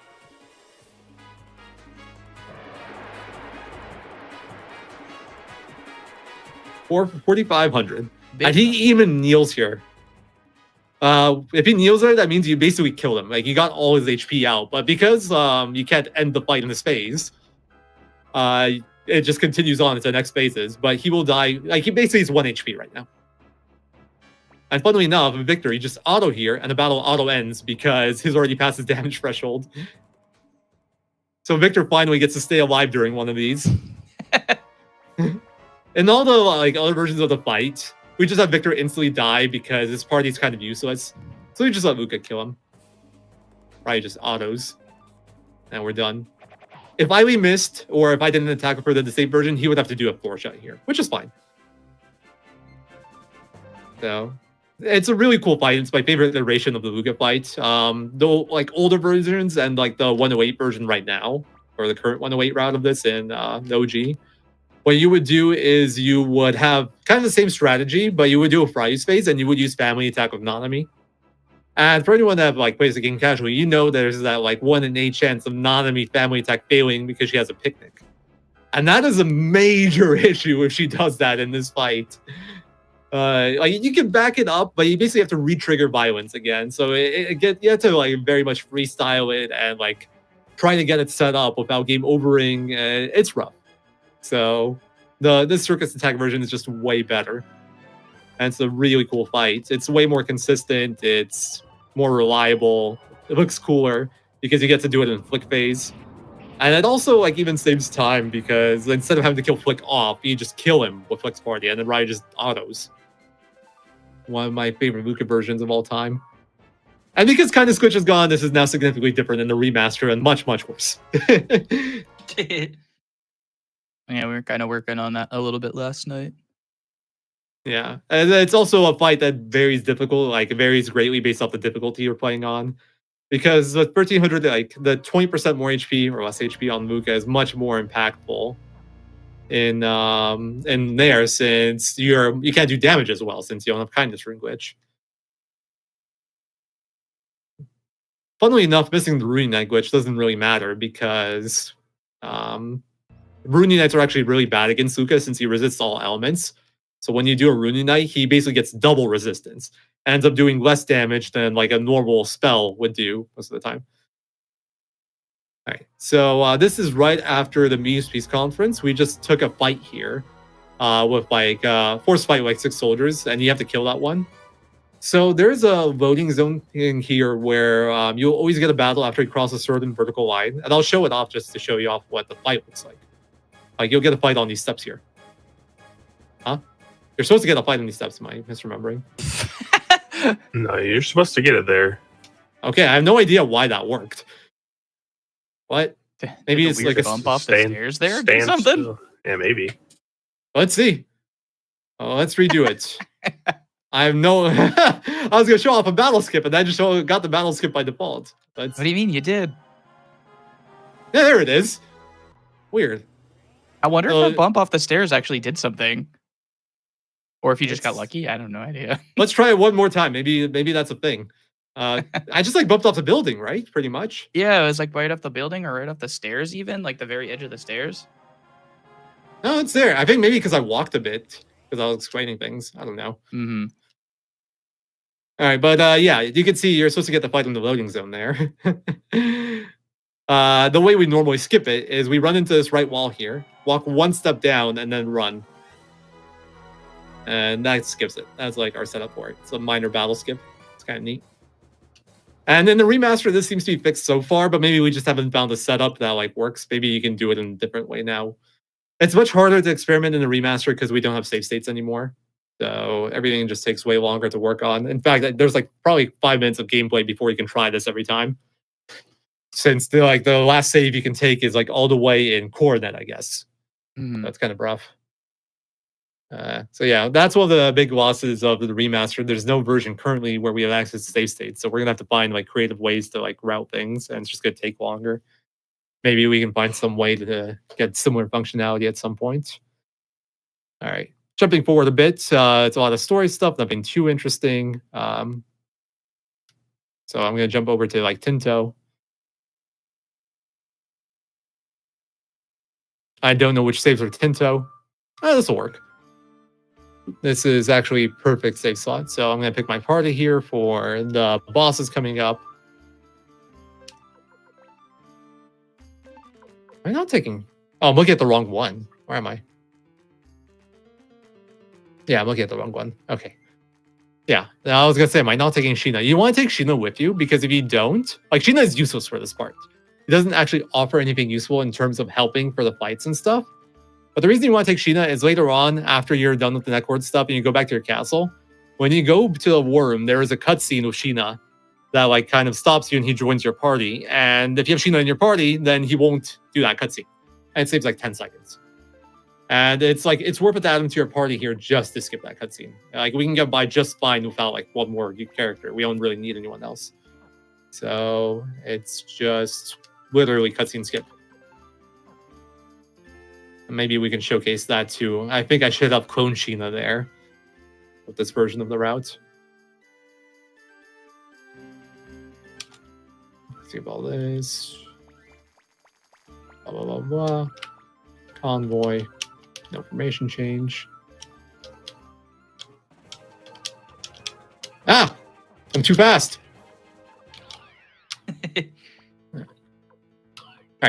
So this is one of my favorite ones. This is found in like the big reroute that me and OmniGamer did in like 2019 or something. So next fight is Sierra, and like when you get close enough, you'll get a cutscene where she like talks to all these guys and they're like calling her a bunch of names. She gets mad. They have a conversation with her and all that stuff. One of the cool things about the Sierra fight is that you can actually delay it by like picking option 2, and then you have to re-trigger by talking to her again. So one of the cool side effects of that is if we can find a way to skip that cutscene, we can just talk to her and pick that option and we can get into a fight. So it's one of those things where you can potentially skip it. And luckily there is a skip for it, because this right here, if I go one step up when I'm more to the right, that's the loading line to trigger the cutscene. But if I bonk to like end up going diagonally, that lets me enter the loading zone without triggering the cutscene. So we're gonna run here, we're gonna bonk right there, and now I'm here hanging out with Sierra and all these guys.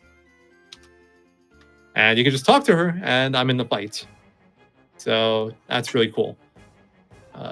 It's been a while since I've done this. Also, a lot of our EXP routing here is designed around essentially having Ailee take enough damage on this fight that she gets into violence right away. Because we're going to violence ourselves with Empty World, which does damage to our party as well. And we want it to do half her HP. Half Ailee's HP. And that'll give me enough damage to kill Sierra. The problem with Sierra, well, first of all, I'm never going to take a heal during this part. So I have a boss gauntlet of Sierra, Golem, and Necklord. So I have to kind of preserve MP, if possible.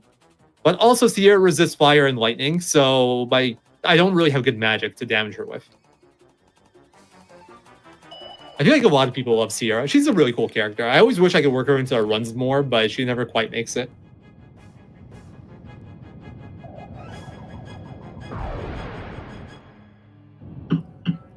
So this should violence Ailee.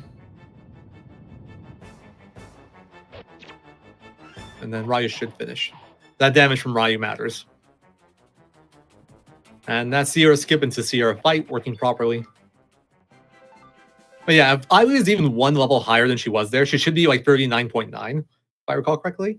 If you have like, for example, like maybe Freeze Survive Worm or something else goes off EXP route for Ailee, she'll probably be level 40 or higher there, and you will no longer get violence off that. So you will have to add like an extra 500 damage somewhere in there. And there isn't really a great way to do it, honestly. You can either go to 2-turn, or maybe you could do like a Ryu Thor shot, I guess. I don't even remember. The thing is, you can't really do Ryu Thor shot because you need it for Golem. So yeah, it's rough. It depends what difficulty you're playing on for the remaster. Normal is the same, so yeah. Easy is 20% less. Hard is 20% more. Hard is pretty rough. That's what I've been working on. And for the remaster stuff, I'm going to showcase hard, just because it's the only saves I have, and you can't switch difficulties when you play hard mode. But even considering like the difficulty modes, the later fights are generally harder because of the loss of access to kindness and Rooney Night glitches. But the early game fights are easier. It'll be like different categories. So there will be like any percent probably, then maybe any percent normal. I don't know yet. Yeah, I've Yeah, been working on easy. Zero's been working on hard. Seiglance has been running it on normal. So we've been hitting it all. We've been hitting it from all angles, just nothing concrete. Yeah, we've been like cooperating, trying to figure out the best strats and stuff. But we're only a week in. I haven't even finished my route for hard. Like I'm in the process of making notes, and I still have to iron out a few details. I kind of have like the rough route figured out. RJ, oh, I was like, why did I stop? Freaking random battle. Yeah, that was That's like actually- coincidentally like the weirdest spot it could stop. Yeah, it's pushing that box is like the worst place to get a random battle because there's like a wind up time to push objects of like 3 seconds. If you get a random battle, you then have to restart the box pushing, so it's like another 3 seconds. Yeah, we've definitely been cooking with some remaster stuff, but I also have to heal, so we're just gonna do that.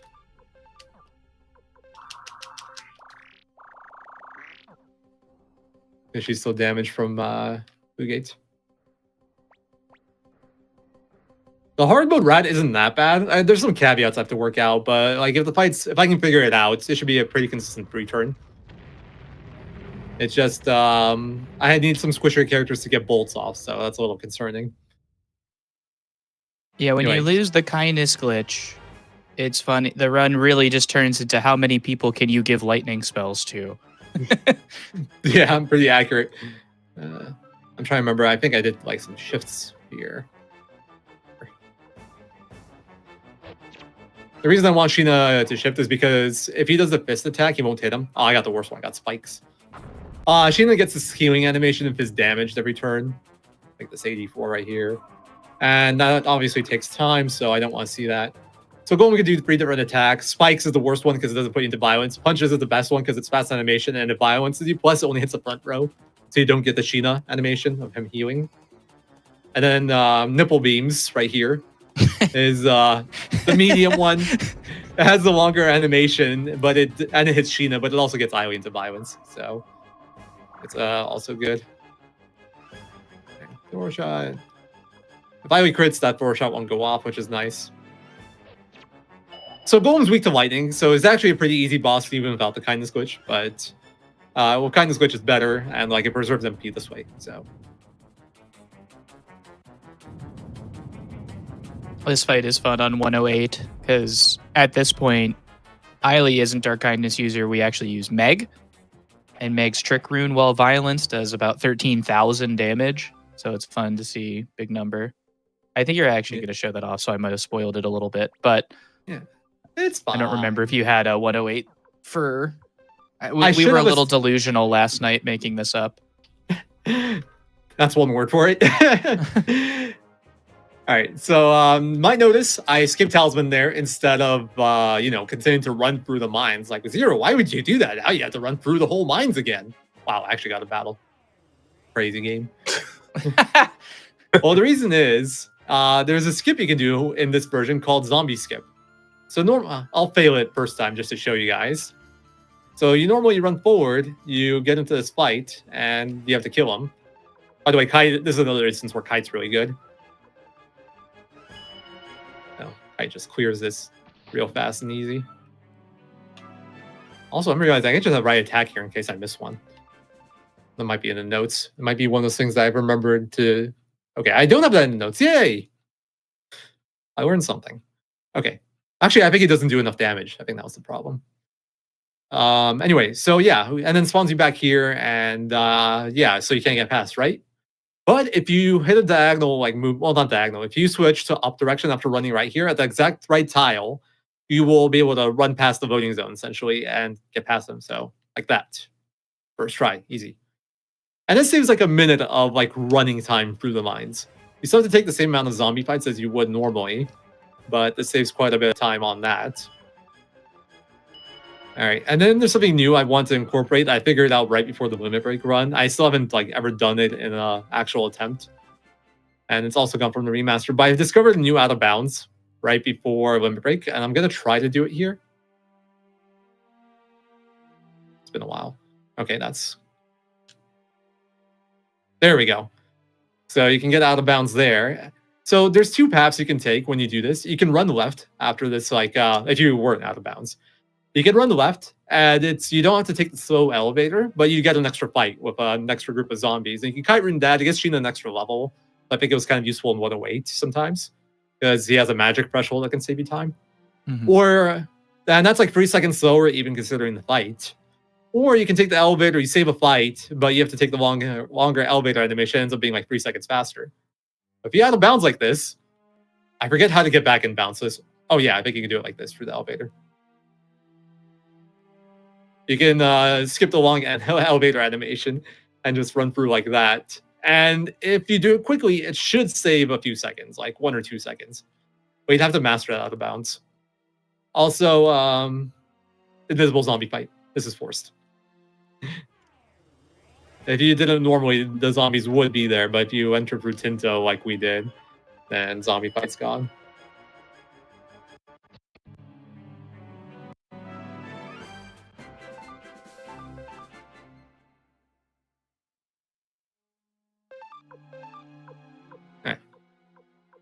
Okay, so I'll show. I'm not gonna bother showing off Netcord. This skips to the more important part. Netcord has one interesting mechanic where it's you kindness ring glitch. Or Netcord always targets Eileen because she's a young woman, so it's really easy to set up violence. Was what I was gonna say.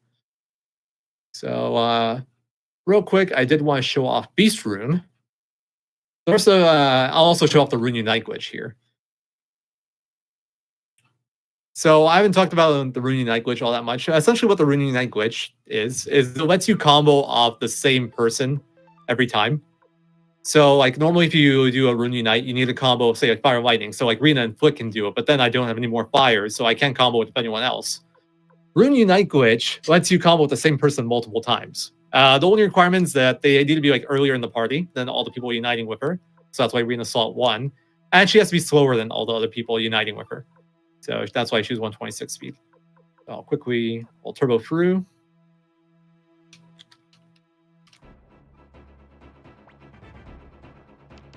Try to do this fight fast. So we also have a really cool strat here with we use Silent Wake, which prevents all magic.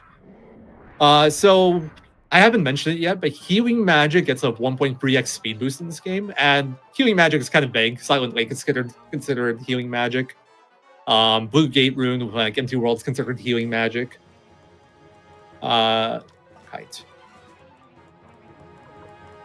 So I need to make sure that like I outspeed the Silent Lake with my Rune Knights, or it's going to cancel my Rune Knights, and obviously I don't want that. The way we do that is the Rune Unite speed glitch. There's another glitch in this game outside of the normal Rune Unite glitch called the Rune Unite speed glitch. And it essentially gives Rune Unite that healing magic speed boost. 1.3x speed boost. So I don't want to go too in depth with that. It involves like how the inventory management system works. We have precise setups for it. But here I already have it set up. After this, I'm going to quickly reload and show you guys what it looks like without the Rune Unite speed glitch. And I'll show you like an easy way to get rid of it in this speedrun setting. So a little unlucky with the attack there. He doesn't always get that off. All right, so here we attack right head. And then, even though I'm silent laked, I can still do shreddings. Nice third hit there. Yeah, that can save some time potentially. So you need to make sure the right leg and right head are dead at this point, because right leg can revive the rune, and obviously that's like a fight over it. And right head can get up to 3 melee attacks per turn, and I'll just kill you. So that's what that looks like. I'll quickly reload, and I'm gonna save and quit to break my Rune Unite speed glitch, because when you load a save, it kind of redoes the inventory management system, and off a save reload, it won't work anymore with my current setup. If I move Re to run my formation, it will work, but right now it won't, because I have Re at the front.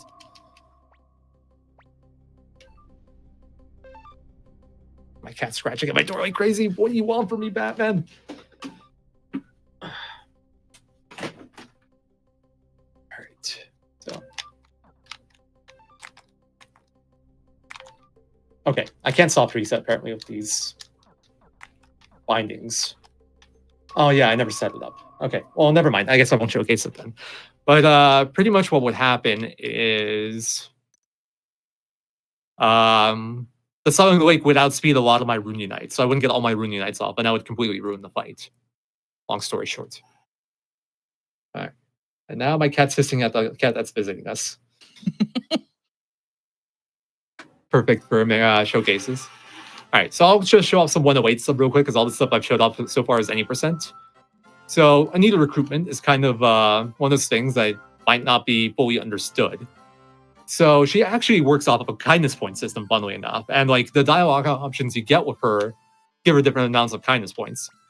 So this is the worst one. This is wine. This will always give her 1 kindness point. We're gonna do that. And naturally, if we're going through like the run normally, there's only 3 chances to get these options with her.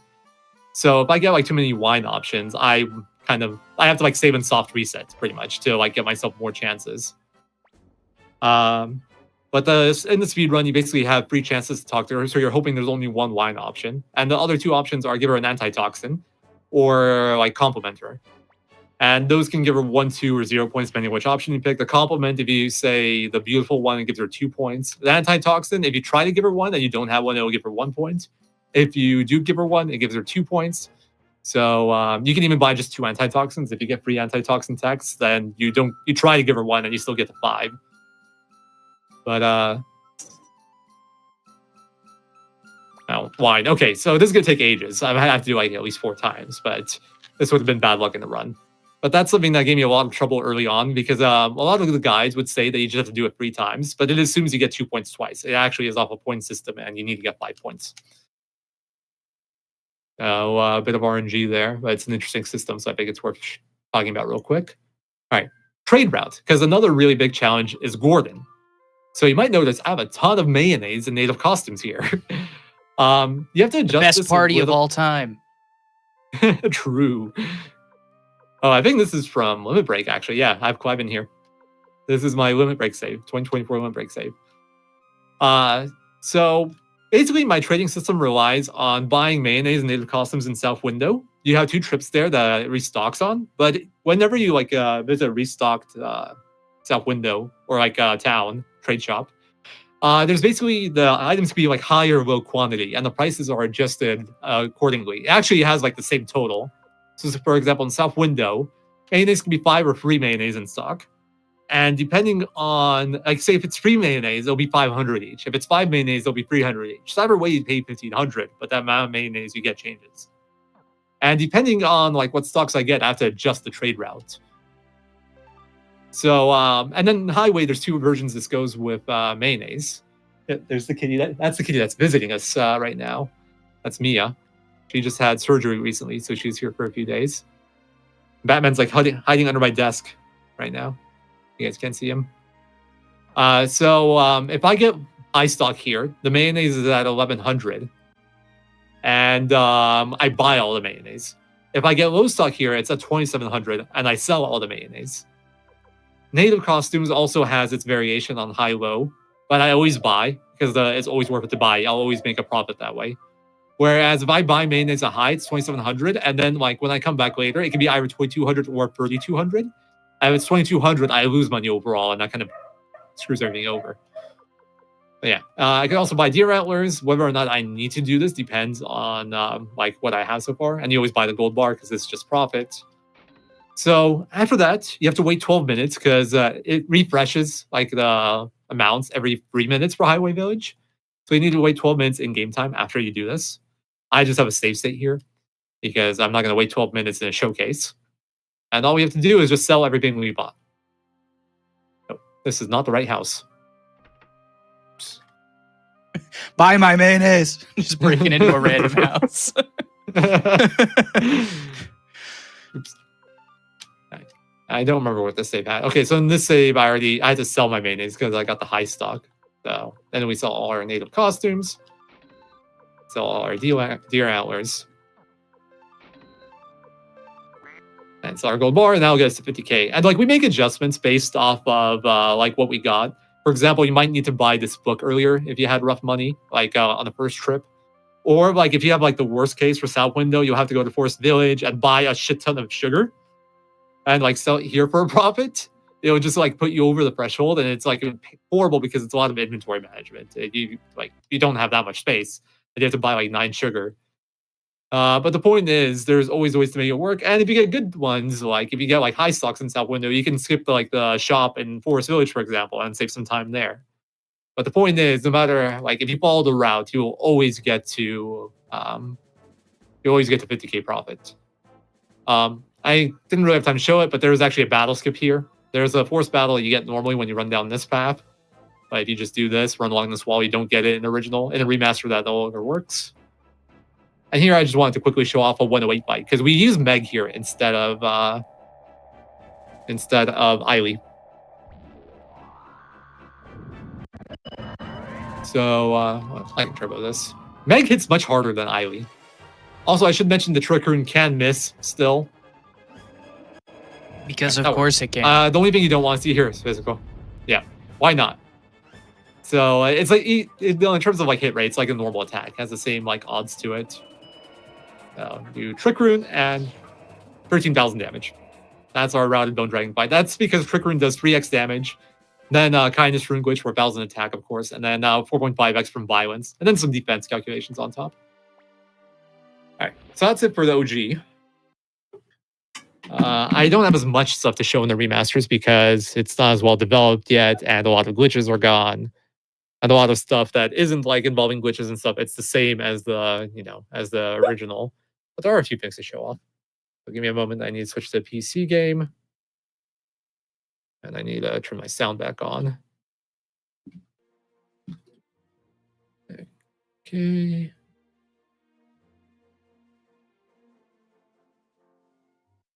If there's like issues with audio or anything, let me know.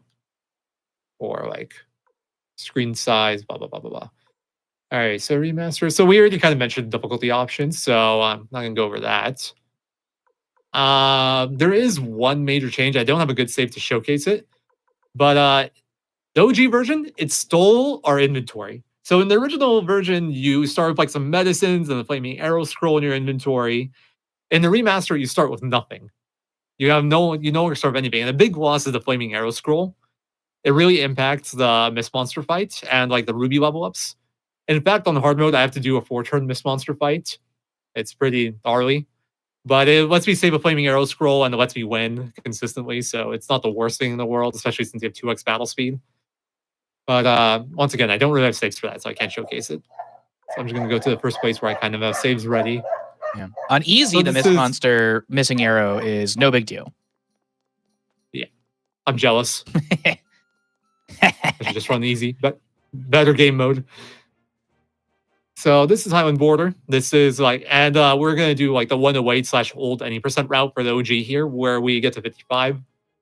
I got used to pressing square again. The remaster has strength, or has menu on triangle.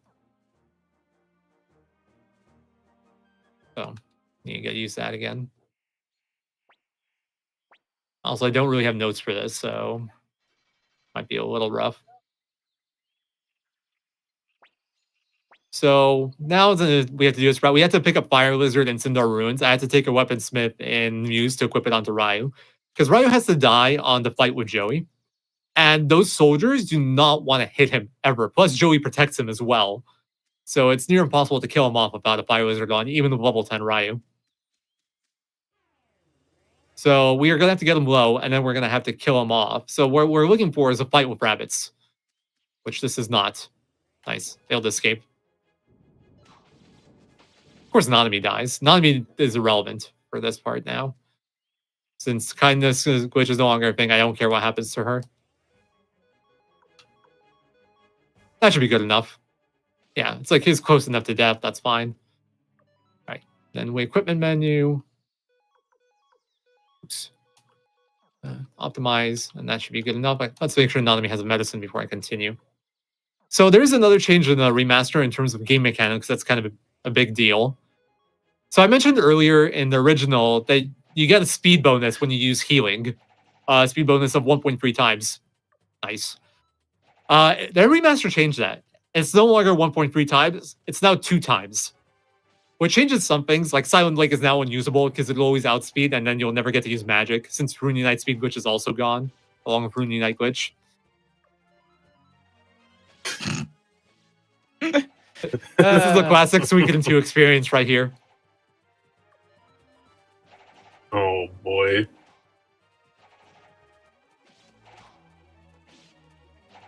I was kind of hoping I'd get like low HP at this point.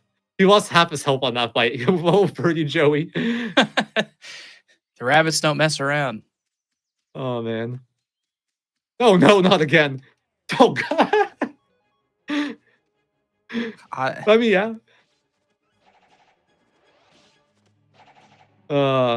You have 70% escape rate, by the way. Just want to remind you guys. That is what 70% escape rate looks like.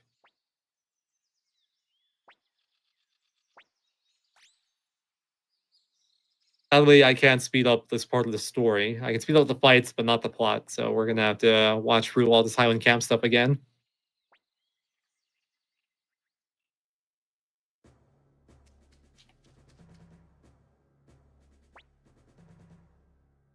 But the point is, we're gonna do different fights here.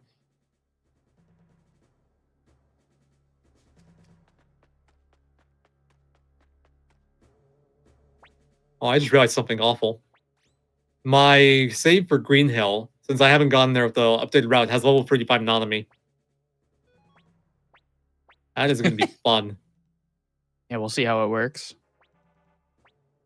I know how it's going to work. I'm just going to sit there for a long time waiting for those archers to hit her. That's going to be great.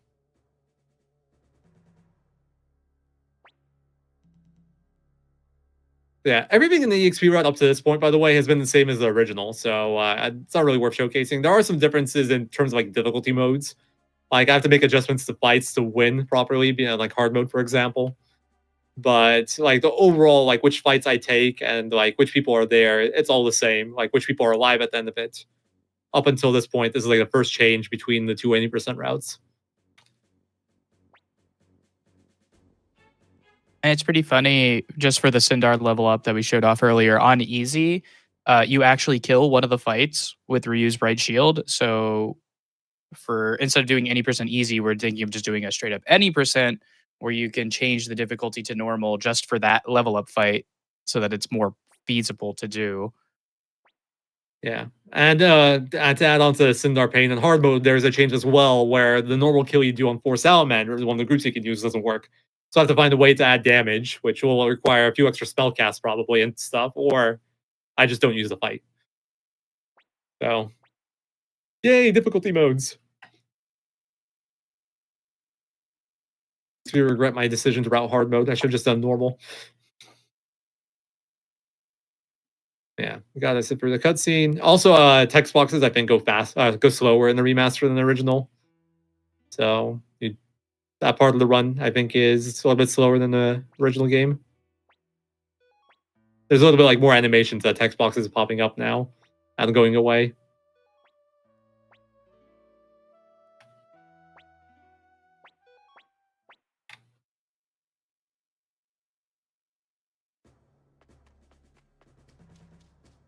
All right, so in the original, we killed off Ryu, or we didn't kill off Ryu. We just had Joey kill right away, and Ryu jumped to 25. Here, oh, I didn't need the Fire Wizard. I hate you, game. That is the only way to feasibly kill him off, is to have him counter a soldier, or I get countered by a soldier. Optimal mashing probably is 2 buttons down instead of 4, because it has this Suikoden 1 thing, where if you're holding, for example, L2 for like cancel, the circle cancel will no longer advance text. So you probably do like L1X, kind of like Suikoden 1 mashing.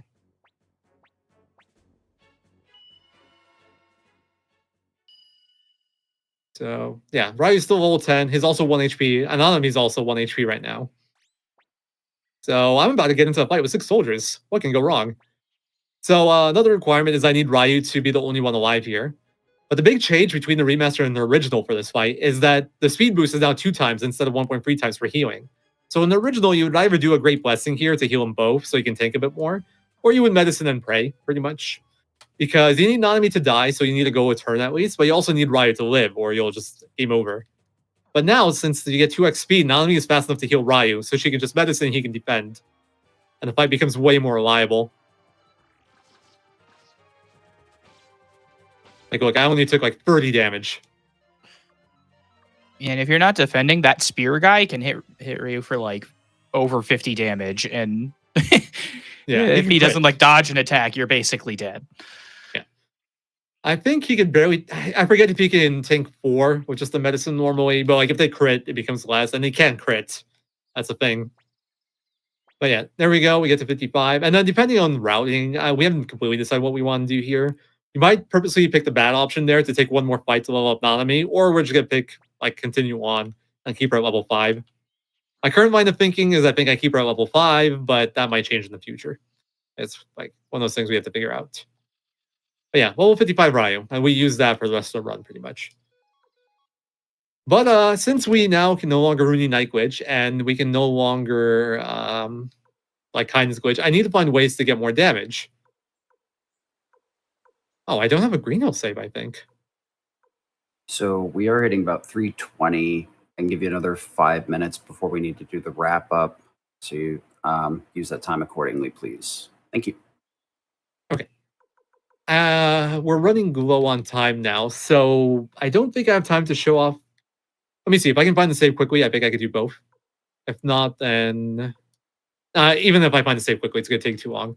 So essentially, we're doing 2 level up fights now extra. We're leveling up Flick and Rina to level 66 and 69 respectively. Flick gets a level up in the Green Hill segment where we'll level up all 5 soldiers, and then Rina gets off the Rock X battle and Muse where we're leveling all 5 soldiers, but I don't have a save close enough ready. So that's my bad. So we're just going to go to final fights and I can kind of show the differences here. I don't think I have time for Luca either, sadly. So this is pre-season Colgan. I also need to open up my notes. 1 second. The game doesn't let you continue if it's not in focus, which is really annoying.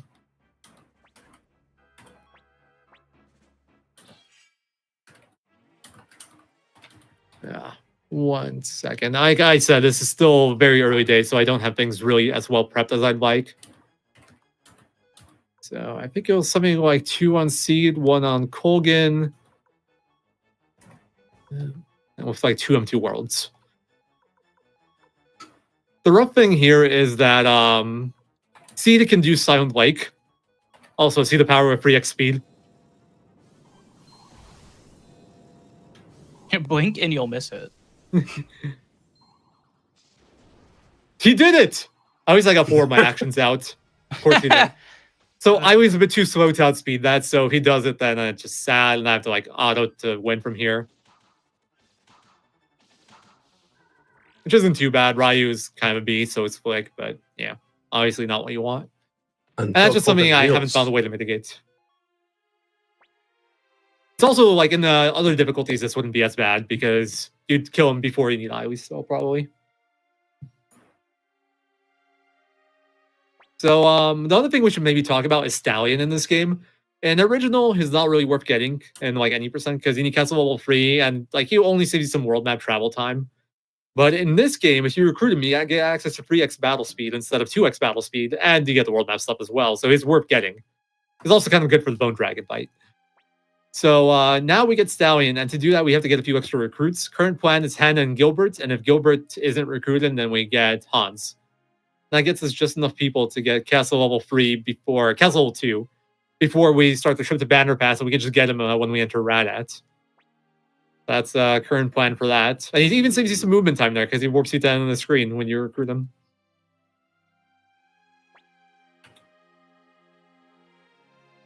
Oh, I should take this time to open notes. Sadly, the game stops at taking input, so that's a little annoying. I need notes for Beast Rune. That's not even a guaranteed win, sadly. It's a rough fight. Especially in hard mode. What was that? I would just say, but a good showcase. How Yeah, it's a the great difficulties of not having our glitches anymore. Our precious glitches. Not our glitches. I mean, it's kind of cool in a way because, like, as a speedrunner, it's really nice to have like consistent scripts and like being able to always win reliably. But it's also kind of interesting to have to improvise potentially and like adapt to a fight going badly. So it's, you know, it's got its pros and cons. Let me just check my speeds here and make sure I do the fight right. So my fastest, yeah, I don't think I changed my equipment here earlier. So my fastest are Arena and Luke. Let's make sure you're okay. Okay, yeah, I actually have to adjust my equipment. This would not work. I'll just give you that. I still haven't figured out the equipment routing, so. Luke and Flick are my fastest. Someone remind me if I forget. Luke and Flick. Yeah. They have to target the rune, because the rune has to die before anything else. That has to be the first thing I do.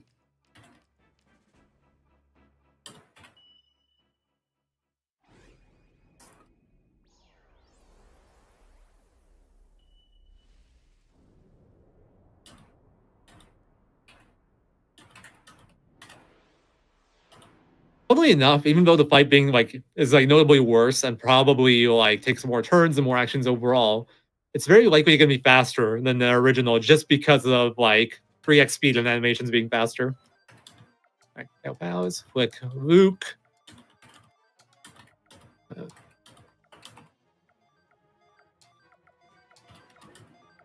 right, that should be good. So the goal for this turn is kill the right leg and kill the rune. Sadly, you cannot mitigate the left leg in this route, which is really brutal because the left leg can status your whole party. But you just have to hope you don't get unlucky. Well, that is what getting unlucky looks like. Sheesh. You literally did free status. That's nice. I'm gonna attack just to. Oh, Luke didn't get that. I'm gonna use my final flame here. Normally I don't have that, but whatever. I should have equipped Jesus. I don't remember if the save has it, but I purposely have Jesus here, so if I do die, I lose the the status effects. The right head's gonna go nuts on me here, probably. Oh, it's more of the left leg. Thanks, game. Appreciate it. It'll be really fun to get here 5 hours later and just get obliterated by the beast rune. Yeah. I think getting rid of the right leg and having Jesus mitigates a lot of the risk and game overing, but you can still get owned by the game, just thinking it's slow. I do love it when all my mages are statused. Yeah, there is we're not a silence effect that doesn't allow them to use magic. There's more than just silence. There's also unbalance, confusion, all sorts of bad stuff. So you don't really get to see a lot of status effects in this game, so it is kind of funny to just see all of these symbols floating everywhere. They're all in this fight. I was saving them all for this one. All right, well, there we go. I think that's all we can have time to showcase. So yeah, hope you guys enjoyed. Unfortunately, we got greedy and scheduled a meeting after this, and we're both 30 minutes late, but we wanted to make sure to show off as much as possible. Appreciate it. Thank you for having us. That's okay. You guys have any last things you want to say before I give us the outro? Me and Ashen give a little bit of announcements. Well, obviously, thank you for having us. I've already said, but if you guys are interested in speedrunning, the remaster is probably a really good time to get into it now because we don't quite have a board yet, but there's no platform differences like there are with the original versions. So you don't need to get a PSTV to be able to do manipulation or even learn manipulation. You don't need a PSTV to be competitive in Suikoden 2 because of load times and animation speed. So if you're interested, we have a speedrunning Discord. You can join through you can find the link on speedrun.com. Just come say hi. We'll get you started once we have things figured out a little better and come have fun with us. Sounds good. Sounds good. Anybody else? Since I know there's several of you that have been hanging out this whole time, which I much appreciate. RJ, Seiglance. No, just thanks for having us. Z3ro hit it all. Thanks for having us. Yeah, I thank you guys for coming to me with the idea. I'm very glad we could show this off. So I guess we'll get into saying goodbyes. As you may have noticed, we have a little extra list here next to us. So I have some announcements for everybody. And everything is open now. The schedule is out now. Check the website. Air horns, confetti, Yeah. bunch of fun visual effects that I didn't take time to program in. We're very excited. Yeah. So we also have our annual schedule hype show, or whatever you'd like to call it. This is coming up next week, but a slightly different time. Since we had this scheduled so early, we decided to push it another week instead of being like, Suikoden runners can get out of here, come back another day. It also gives the guys, the crew who's doing the show, chance to also go over the schedule and to contact runners and find out more about these runs. So it's going to be a very good show next week. Registration is also open as well. So keep in mind if you want to come. So excited. And in addition to that, once you have registered, then you will have access to the links for the hotel booking. And new and very exciting this year, we do have some special event merch for our attendees. So make sure you're checking that out. Again, once you register on our website, you'll be able to get the links to the hotel and the special merch. Yeah, I was part of the meeting, but we do have another merch creator as well. So it's not just Yeti this year. We have another one. I'm not sure if we fully announced that yet, but be aware that the Yeti isn't the only place to find cool stuff that we are offering. Prime submissions are open as well, as you can tell from the list to give us the information. Volunteer applications are open, which are extremely important. We did a few beforehand that we discussed. My personal team, the content production team, the content team that actually does the interviews and any other content that you see on the website and these streams as well. And then producer, but our general roles are open and we very much would like to see people apply. Yes, absolutely. They've been open for a week and we've had some good turnout. They will be open for a week more as you check out the infographic here. We will be accepting volunteer submissions for all of our major positions, some remote, mostly on site, but there are still some remote positions available. Get those in through next Sunday, I believe. Yeah, the 23rd. Yeah. Now that the schedule is out, I'm sure a lot of people will be able to make their decisions on whether they're a runner, whether they're a commentator, whether they want to come to see things in person. Hopefully you guys can make that decision. And don't forget, if you want to keep up on top of things or just interact with like-minded individuals that love RPGs and just kind of love everything in general, join the Discord. Absolutely. Just join. No, I should know this. I should know this link offhand. You know what? It's on the end page. You'll see it in a second when I switch to the end screen. Yeah. We have a lot of stuff we got to micromanage. And like I said, unfortunately, we made a production meeting scheduled right after this. So we were like, I think we could do 3:00. We were wrong. We were very wrong. Yeah, that's all right. No, this was an absolutely great stream. Another big thank you to all the Suikoden runners who were involved, obviously, to z3ro for the stuff that we were just looking at. Before that, we were seeing, my brain is falling out of my ears. Thank you. Tom was here doing some amazing stuff with Suikoden Run. And, of course, RJ and Seiglance for commentary for both. Yeah, we had, it's always nice when the community comes to us because I know they're very passionate about it. Sometimes I have to do a lot of outreach, but whenever I get a community like this reaching out to me, I'm extremely excited because they very much kind of know what they want and they know they want to show something. So it kind of comes through in the show, I think. Absolutely. And if you're out there in part of the community or even just want to join the community, but you have an idea for a really cool random encounter, let us know. Most specifically, kind of let Sid know. He's our coordinator in charge of those things. Find him on the Discord, send him a DM. Sid, you've been doing a great job with these. I need you to know that. DM pings. Yeah, I appreciate it. It seems like it's so little work, and then you realize how much back and forth. One of the nice things is I finally realized, give them a date. It's so much easier. And then always have a VC. Those two things make my life so much easier. I'm excited to see what content comes of the new content team because we added some new people to our list. So hopefully you guys will see some fresh and new content and a little bit more variation in the game genres we focus on. Yeah, absolutely. And again, schedule is out. Go and check it out. Registration is open. If you're able to join us in Denver this year, we would love to have you.